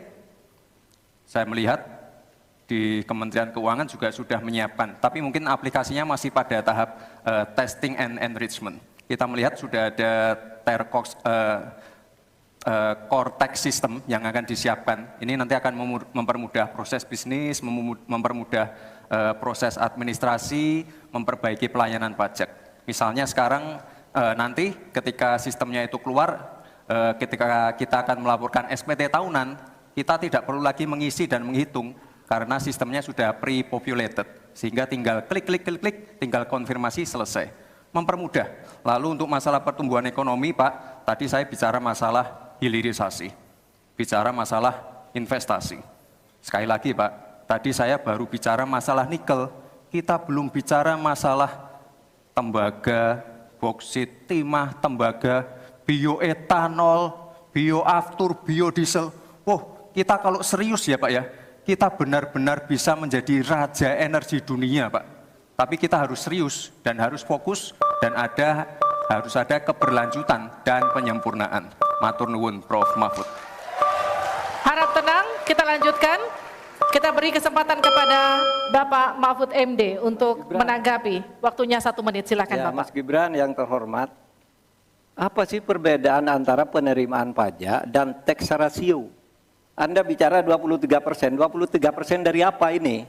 Kalau Anda bicara bahwa beda antara penerimaan pajak dan rasio atau tax rasio pajak. Kan kalau persen kaitannya dengan PDB, apa 23% dari APBN atau apa? Kalau 23% dari APBN itu salah, karena sekarang aja sudah 82%, dengan tax rasio sekarang hanya 10,5%, sumbangan terhadap APBN itu 20%. Saya ingin tanya, 23% itu dari apa? 23% dari PDB atau dari APBN atau apa untuk menaikkan pajak? Hati-hati loh, rakyat itu sensitif kalau pajak dinaikkan. Karena kita sudah berkali-kali nawarkan tax amnesty, juga tidak jelas hasilnya. Kemudian tax pajak itu, insentif pajak sudah ditawarkan oleh pemerintah, benar tidak Pak yang mau? Karena diperas-peras juga jadi alat nego di kantor pajak. Nah oleh sebab itu ini harus jelas, 23% dari apa selesai. Silakan. Masih lanjut, masih lanjut. Silakan. Pak, yang saya klarifikasi tadi adalah tax rasio dan menaikkan pajak, Pak. Itu beda. Kita ini tidak ingin berburu di dalam kebun binatang. Kita ingin memperluas kebun binatangnya. Kita tanami, binatangnya kita gemukkan. Artinya apa? Membuka dunia usaha baru. Sekarang NPWP, yang punya NPWP ini baru 30%. Artinya apa? Kita harus melakukan intensifikasi dan ekstensifikasi. Saya tahu pasti pada negatif thinking. Tidak, kita tidak akan memberatkan UMKM. Yang di bawah omsetnya 500 juta, pajaknya 0. Pengen modal 200 juta, pur, tanpa agunan. Nggak ada yang memberatkan, Mbak. Terima kasih. Baik. Baik. Harap tenang, kita lanjutkan. Tenang, kita lanjutkan.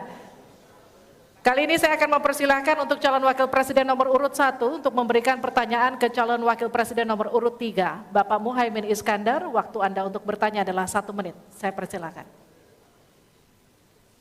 Terima kasih Pak Mahfud yang saya hormati. Pemasukan negara itu salah satunya adalah dari kepemilikan lahan yang luas. Banyak kepemilikan lahan yang berlebihan. Akumulasi kekayaan hanya di segelintir orang dan selalu menjadi topik yang belum pernah selesai sampai hari ini. Pertumbuhan ekonomi yang tinggi hanya dinikmati oleh segelintir orang karena akses kepemilikannya juga terbatas.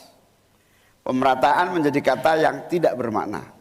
Maka saya ingin pendapat Pak Mahfud, bagaimana mewujudkan keadilan sosial dimulai dari pemerataan kepemilikan tanah, akses dan lahan. Karena kalau sampai hari ini begitu, maka tidak akan pernah ada kemampuan rakyat untuk mengakses modal ekonomi. Terima kasih. Baik, silakan Pak Mahfud untuk menjawab. Waktu Anda untuk menjawab 2 menit, kami persilakan Bapak. Caimin, itu diskusi sudah lama. Sejak zaman Bung Karno itu dulu mengeluarkan undang-undang land reform, redistribusi lahan itu tadi. Yang sampai sekarang itu tidak jalan meskipun undang-undangnya masih berlaku. Kenapa? Lagi saya katakan, ini pada aparat, pada kedisiplinan kita, pada penegakan hukum kita. Itu masalahnya sebenarnya. Coba sekarang ini, kalau data yang pernah saya dengar dari Pak Prabowo beberapa tahun lalu, 1% penduduk menguasai 75% lahan. 99% penduduk berebut mengelola hanya 20% lahan sisanya. Memang timpang. Oleh sebab itu upaya-upaya pemerataan itu harus terus dilakukan. Nah caranya, saya sebelum masuk ke caranya tadi. Caranya tentu kita lihat fakta yang ada di lapangan. Betapa sekarang ini banyak lahan itu diperoleh secara kolusi yang tidak jelas. Saya pernah dikritik, Pak kenapa ini pemerintah ini sekarang kok lahannya tidak jelas. Diserahkan ke orang semua, rakyat tidak kebagian. Saya tanya, mana daftar lahan? Saya minta ke Kementerian Pertanian. Oh ini dibuat tahun sekian, ini tahun sekian, ini tahun sekian, tahun sekian. Saya tahu di mana masalahnya dan siapa yang membuat ini. Ini yang harus ditertibkan. Apalagi sekarang lahan-lahan ini tiba-tiba diduduki orang. diduduki orang sampai puluhan tahun, negara diam aja. Bahkan mau diberi ampun, kemarin itu diberi pengampunan pajak. Saya bilang ini harus pidana, masuk. Gitu. Dia menguasai tanah 22 tahun tidak bayar pajak lalu diberi ampun asal mulai baik-baik kembalikan seandainya pajak. Tidak bisa, saya bilang. Nah sekarang dia ini sudah masuk pidana dan sudah inkrah.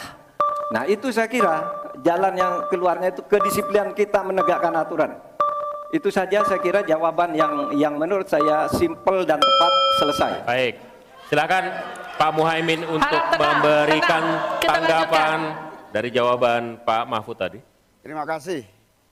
Yang disampaikan Pak Mahfud kurang satu hal saja, yaitu harus ada political will, kemauan politik yang sungguh-sungguh, sekaligus memanfaatkan instrumen hukum yang memadai.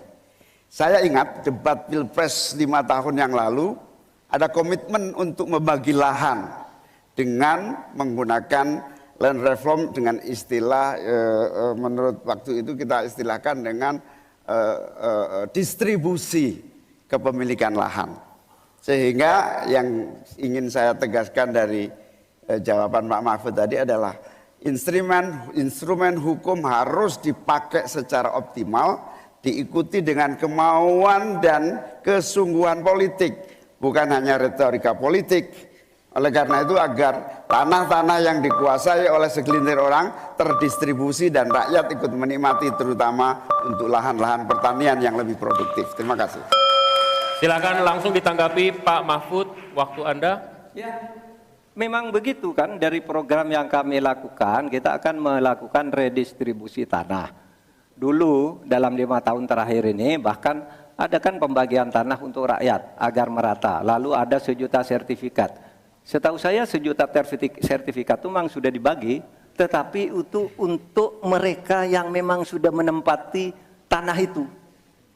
Menempati itu lalu diberi sertifikat. Lahan yang lain itu belum dibagi terhadap orang yang belum punya.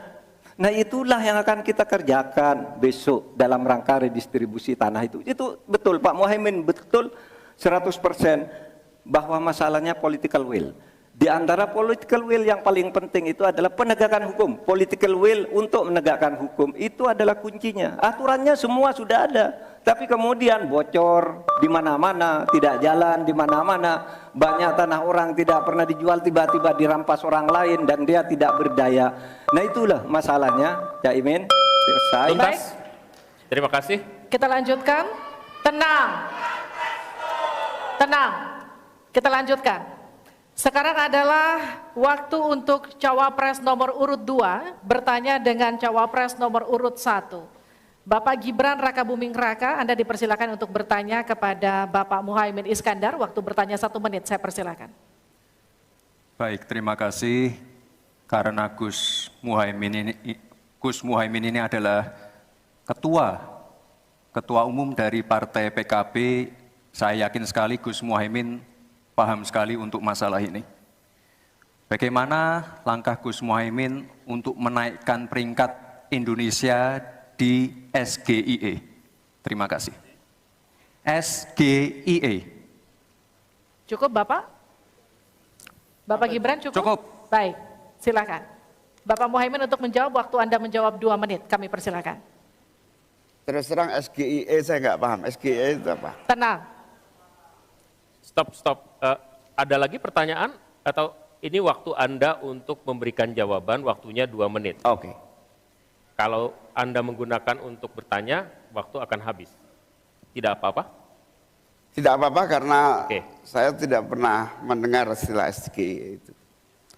Siap. Waktu Kami persilakan. Di stop, kita alihkan ke Pak Gibran. Waktu Anda 1 menit. 1 menit. Baik, Gus, kita kan sedang fokus mengembangkan ekonomi syariah, keuangan syariah. Otomatis kita harus ngerti juga masalah SGIE. SGIE itu adalah State of Global Islamic Economy. Misalnya sekarang yang sudah masuk peringkat 10 besar adalah makanan halal kita, skincare halal kita, fashion kita. Nah, itu yang saya maksud, Gus. Dan ya mohon maaf kalau pertanyaannya agak sulit ya, Gus. Terima kasih. Harap tenang. Mohon kerjasamanya. Waktu Anda, Pak Muhaimin, 1 menit untuk menanggapi. Terima kasih. Memang pertanyaan ini sungguh penting karena Indonesia dengan jumlah umat Islam yang terbanyak di dunia, sekaligus bukan saja sebagai pasar ekonomi syariah, pasar pariwisata halal, pasar perbankan syariah, tetapi sekaligus punya potensi menjadi pusat ekonomi syariah dunia. Nah, posisi kita yang masih di bawah ini membutuhkan langkah-langkah penting agar yang disebut SGEE ini menjadi kita menaikkan peringkat kita. Ada beberapa hal yang bisa kita lakukan. Yang pertama, yang harus dilakukan pemerintah adalah menyiapkan seluruh perangkat regulasi agar tumbuh kembang seluruh industri halal, termasuk bagaimana membantu sertifikasi secara murah bahkan gratis, terutama bagi UMKM kita. Habis waktunya, kita berikan aplaus terlebih dahulu kepada 3 calon wakil presiden yang sudah berinteraksi. Boleh dong, kalau ada waktunya kita kasih apresiasi yang meriah. Untuk ketiga cawapres malam hari ini yang telah melakukan sesi tanya jawab dan juga saling menanggapi. Sudah ada tiga fase yang kita lewati, menyampaikan visi dan kemudian harap tenang. Program, kemudian menjawab pertanyaan dari panelis dan berinteraksi satu sama lain. Masih ada 1 sesi lagi yang kita sisakan, memberikan pernyataan penutup. Tapi itu nanti kita tahan dulu, kami akan kembali di debat kedua calon wakil presiden pemilu 2024.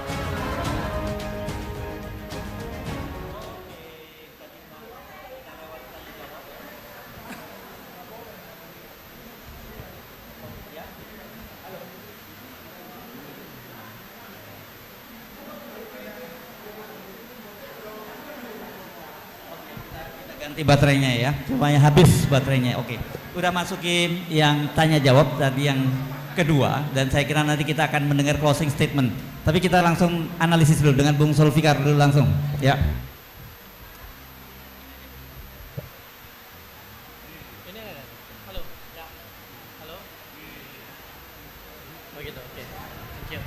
Jadi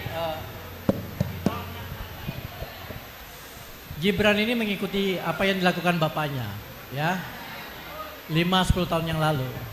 Dan sebenarnya mestinya ada aturan di dalam debat KPU, di mana pertanyaannya itu mestinya tidak boleh menggunakan singkatan, mestinya, ya kan? Dan Caimin udah benar, ya kan, daripada dia ngelantur kayak Prof Mahfud, nggak ketemu, dia udah benar, mending datanya itu apa SGID, karena saya yakin Dewan Pakarnya Gibran juga pasti ada yang tidak tahu SGID itu apa, ya kan? Jadi ini kurang fair sebenarnya gitu. Nah di sisi lain tadi juga Caimin memberi pertanyaan yang terlalu mudah ya buat Prof Mahfud ya. Jadi ya mungkin Caimin masih terlalu sopan lah malam ini gitu, dan dia masih dalam proses belajar untuk lebih lebih pedas lagi, lebih selepet lagi gitu buat nyerang gitu. Begitu. Ya mestinya debat itu nggak usah pakai aturan bertanya ke ini, bertanya ke itu. Biarin aja bercakap-cakap di situ kan, supaya terlihat dinamikanya tuh, sehingga nggak ada kesempatan orang mau nipu dengan istilah seperti itu, kan istilah yang sangat teknis tuh. Sama-sama kita nggak tahu Nividek, Fedinik, Nivivik. Itu kalau saya sebutin begituan juga. Jadi poin kita mau lihat ketajaman argumen terhadap satu kasus, terhadap satu ide, terhadap masa depan. Nah itu tidak terjadi karena kan ini masalahnya KPU berupaya untuk oke, kalau yang mau bertanya jangan antara kalian bertanya ke sini. Oke ya. Ini juga soalnya KPU terlalu hati-hati itu, sehingga bahkan ngambil dari fishbowl itu ada 10 bowl di situ, ngapain? Jadi biarkan, kalau bisa tiga-tiganya suruh ngoceh aja di situ, nanti kita yang nilai itu apa yang terjadi di atas panggung. Dan kelihatannya memang Gibran dipersiapkan untuk menjebak, itu masalahnya tuh. Dan Mahfud anggap ya biasa aja tuh, ternyata Mahfud juga tidak mampu untuk melihat jebakan itu tuh di meja Caimin. Jadi sebetulnya keadaan ini dimaksudkan untuk menguji apakah flow dari perdebatan itu memang udah ada di otak atau masih mesti nyontek-nyontek. Gibran bahkan tentang istilah apa tadi? SGID, saya Gibran ingin duduk jadi presiden. Kan Caimin bisa bercanda begitu sebetulnya. Jadi soal-soal begituan yang dibikin terlalu tegang di atas panggung tidak plastis, itu soalnya. Jadi sekali lagi dalam upaya untuk mencegah terjadinya duel kekonyolan, maka KPU bikin aturan yang justru terlalu teknis, gitu kira-kira. Harus benar. Yes. Oke, jadi saya teringat betul ini debat 5 tahun yang lalu ya, ketika Pak Jokowi tanya unicorn kepada Pak Prabowo ya, sebenarnya pada waktu itu. Dan belakangan kita tahu sebenarnya Pak Jokowi juga nggak tahu apa sebenarnya unicorn itu, karena yang unicorn yang banyak disebut oleh Pak Jokowi itu kita nggak tahu di mana hasilnya kan begitu ya. Oke, tapi secara keseluruhan saya melihat ya Bung Rocky yang memang jauh dari harapan gitu ya sebenarnya ya, bukan hanya Gibran. Iya, jadi kita mau nonton sesuatu yang walaupun lucu tapi ngalir. Ini dua-duanya ini kelihatannya di antara tiga ini itu berupaya untuk saling nabrak, tapi posisinya mundur semua kan, jadi nggak mungkin tabrakan sambil mundur, itu soalnya. Jadi mesti ada pelatihan ilmu retorik, logik, bagaimana cara mengalahkan psikologi, bahasa tubuh atau mempermainkan suasana, itu nggak ada. Jadi mereka ini mesti banyak latihan di FNN. Tetapi saya jadi teringat dengan prediksi Anda bahwa ternyata sekarang justru Gibran yang malah berani nabrak duluan, tapi dengan tabrakannya juga sebenarnya juga hafalan gitu ya. Gimana? Dan sebenarnya Gibran itu tidak tahu atau tidak paham dengan pertanyaan yang dia tanyakan sebenarnya. Persis. Dibalikin lagi, kalau misalnya tadi dia tanya mengenai captain capture, kalau dibalikin dia juga nggak ngerti itu. Sama SJID juga, jadi saya yakin dia juga nggak ngerti. Cuma disiapin aja gitu ya. Kalau Pak Mahfud tadi tanya soal carbon capture storage tadi gitu, pasti dia juga akan bingung juga untuk menjelaskannya. Kelihatannya begini, kelihatannya logika di balik konsepnya dia nggak paham. Misalnya soal bagaimana naikin tax ratio, ya bikin perusahaan baru. Lo kalau rasionya tinggi, tax rasionya mau diperbanyak dan sekaligus menaikkan nilai pajak itu, mana ada perusahaan yang mau buka kalau dia udah tahu pajaknya bakal tinggi. Itu konyolnya begituan. Jadi kita belajar sebetulnya bahwa kita mau cari pemimpin di Indonesia yang punya dasar rasionalitas dan punya empati pada ekonomi kerakyatan. Kita mau dengar misalnya Pak Mahfud bilang kita tidak ingin masyarakat itu diasuh secara kapitalis, cukup ada market ekonomi, jangan ada market society. Baru diulas di situ tuh apa latar belakangnya. Oh, Bung Karno bilang begini nih, masa depan dunia itu tergantung pada keadilan ekologi. Kan hal-hal semacam itu yang mestinya kita dengar. Tapi udahlah, kita tahu bahwa kapasitas. Jadi sepertinya Gibran itu punya target satu malam ini, ingin kelihatan pintar dengan menanyakan hal-hal yang teknis, yang sebenarnya kalau dibalikin dia nggak bisa jawab juga gitu. Sayangnya Caimin dan Prof Mahfud terjebak. Jadi mungkin ini bisa jadi pelajaran lah buat debat yang keempat nanti gitu. Jadi harus dikejar kembali tuh Gibran mengenai pertanyaan-pertanyaan, karena saya yakin dia juga nggak paham gitu. Ya, Pak Caimin yang di pertanyaan kedua akhirnya bisa berkelit karena dia kemudian mengorbankan waktu yang jawabannya dengan menanyakan balik kepada Gibran, dan setelah kita ditanya kepada Gibran sebenarnya Gibran juga nggak paham dengan pertanyaannya. ini memang lucu. Oke, kita kembali ke KPU ya, bergabung dengan sesi terakhir. Di sesi ini kita akan dengarkan pernyataan terakhir, closing statement, pernyataan pamungkas yang disampaikan oleh calon wakil presiden yang sudah berdebat malam hari ini dengan berbagai topik dalam topik besar ekonomi. Kesempatan pertama kami berikan kepada calon wakil presiden nomor urut 1 Bapak Muhaimin Iskandar untuk menyampaikan pernyataan penutup. Waktu Anda 2 menit. Terima kasih. Sarung adalah simbol kesetaraan dan keadilan. Sarung itu lembut, tapi di tangan orang yang baik bisa jadi selepet atas ketidakadilan dan kecurangan. Yang tidak ada dalam kebijakan ekonomi kita saat ini adalah keberanian untuk mewujudkan aturan main yang adil dan keberanian untuk berpihak kepada rakyat. Itulah kenapa kami menggagas Slepetnomics sebagai solusi ekonomi kita. Segala ketidakadilan kita selepet. Slepetnomics adalah gagasan ekonomi yang sudah diuji oleh para pakar dan berbasis pada pengalaman batin dan juga pengalaman rasa. Ke depan, proyek yang menyedot begitu banyak uang rakyat hanya untuk memenuhi selera tertentu, kita harus selepet. Kita hadirkan perubahan berupa pemerataan dan pembangunan kota-kota dan desa-desa di seluruh Indonesia. Ke depan, kecurangan pembuat aturan yang merangkap sekaligus pemain bisnis harus kita selepet. Kita bangun kesetaraan bagi semua pelaku usaha untuk maju bersama. Dengan Slepetnomics kita pastikan pembangunan ekonomi Indonesia dikerjakan pakai hati, pakai otak. Sekali lagi, pembangunan Indonesia dilaksanakan pakai hati, pakai otak. Mari kita berdoa, semoga insya Allah saya dan Mas Anies memimpin Indonesia, kita kerjakan pembangunan dengan menggunakan pakai hati, pakai otak. Semoga kita senantiasa diberi kekuatan untuk mewujudkan perubahan bagi bangsa kita. Amin. Baik. Ingin dimanfaatkan waktunya cukup Bapak?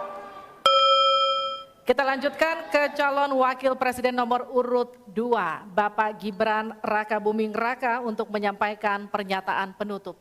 Waktunya 2 menit, kami persilahkan Bapak.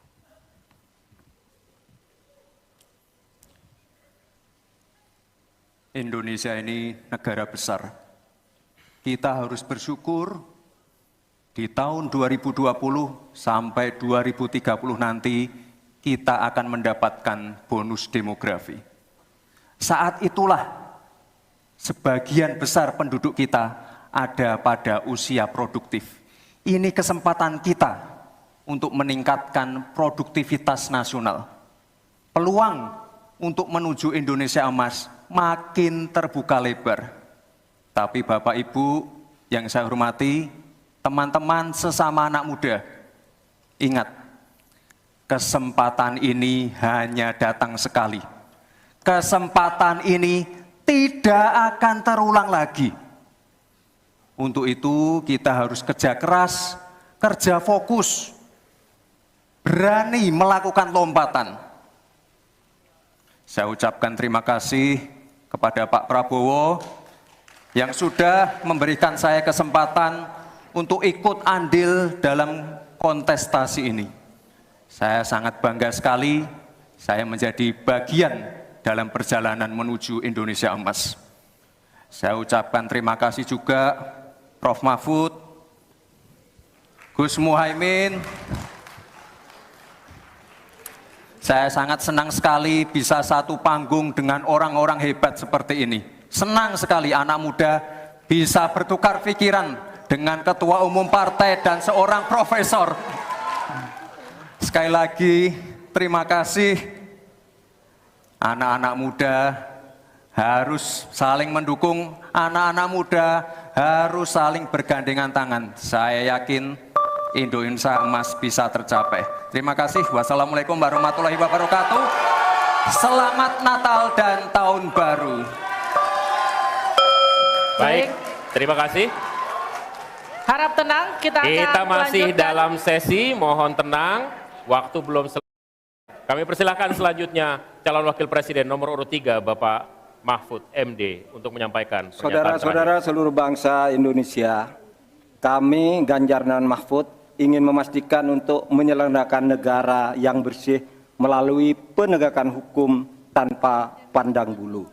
Ganjar Mahfud menyiapkan 21 program unggulan senilai 2.500 triliun rupiah selama 5 tahun, yaitu 1. 17 juta lapangan kerja, Satu desa, 1 vasket, 1 nakes, 3 uang saku kader posyandu, 4 10 juta hunian, punya rumah semudah punya motor, 5 sekolah dapat gaji, lulus pasti kerja, 6 1 keluarga miskin, 1 sarjana, 7 perempuan maju, 8 buruh naik kelas, 9 kuliah gratis untuk anak prajurit dan bayangkara, 10 mudah berusaha termasuk UMKM dan koperasi, 11 masjid sejahtera, pengurus masjid terlindungi, 12 guru ngaji dan guru agama lain digaji, pasokan pangan aman, harga enak di kantong, lansia bahagia, anak cucu gembira, 15 petani bangga bertani, 16 di laut kita jaya, nelayan sejahtera, 17 disabilitas mandiri berprestasi, 1 desa 1 mobil akses, 18 internet super cepat, gratis dan merata, 19 bansos pasti lanjut tapi harus tepat sasaran, 20 sikat KKN, dan terakhir KTP Sakti. Segala kebijakan pemerintah harus mengutamakan kemakmuran dan kesejahteraan rakyat, termasuk memelihara fakir, miskin, dan anak terlantar seperti ketentuan pasal 34 ayat 1 Undang-Undang Dasar. Semoga niatan baik dan keikhlasan kami mendapat ganjaran ilahi dan tercatat di Lauhil Mahfuz. Selesai. Kita berikan aplaus dan apresiasi yang paling meriah untuk ketiga calon wakil presiden kita. Saya undang Pak Muhaimin, Pak Gibran, dan Pak Mahfud untuk ada di tengah. Untuk ada di tengah lingkaran merah ini, kami juga memohon agar Pak Anies, Pak Prabowo, dan Pak Ganjar mendampingi calon wakil presiden masing-masing. Kami persilakan para ini adalah calon presiden, calon pemimpin kita yang dapat Anda pilih nanti di tanggal 14 Februari 2024. Kami juga mengundang Ketua KPU dan seluruh anggota KPU untuk bergabung bersama kita di sini. Mudah-mudahan debat kedua kali ini dapat memberikan referensi kepada Anda, menjadi hasanah bagi Anda untuk menentukan siapa yang Anda pilih. Ada 1, ada 2, ada 3. Ya, dan kami juga akan mengingatkan Anda untuk jangan lupa menggunakan hak pilih Anda pada pemilu 2024 14 Februari mendatang, karena suara Anda akan menentukan masa depan bangsa Indonesia. Kami tutup debat malam hari ini. Saya Liviana Cerlisa. Dan saya Alvito Dinova Ginting. Sampai jumpa di TPS 14 Februari tahun depan. Sampai jumpa.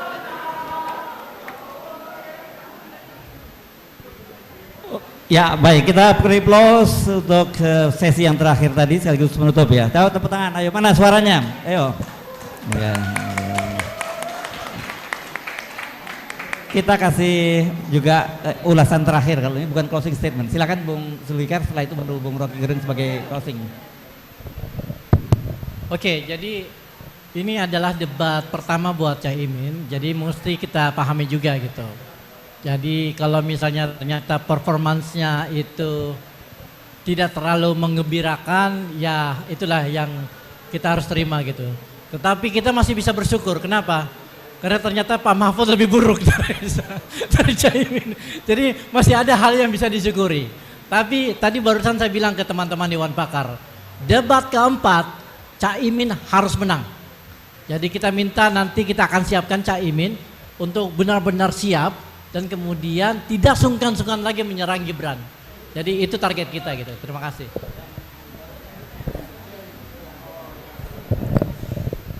Sebetulnya soalnya adalah defisit psikologi baik pada Caimin maupun pada Pak Mahfud. Defisit psikologi. Modal gratis, untung berkali-kali. Renatízate con un plan Telcel Plus 4 y sus redes sociales ilimitadas.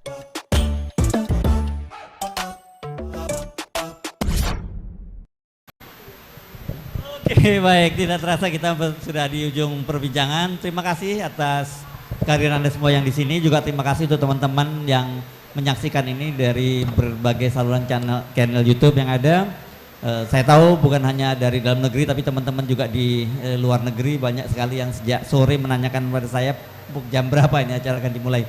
Tapi kita sudah menyaksikan bagaimana debat cawapres tadi, dan orang memang sejak awal ekspektasinya bukan soal substansi tapi soal lebih pada atraksi. Tapi saya setidaknya malam ini kita cukup terhibur lah dengan atraksinya, jangan ngomongin substansi dulu. Saya Rusman Arif dari Forum News Network mengucapkan terima kasih. Wassalamualaikum warahmatullahi wabarakatuh.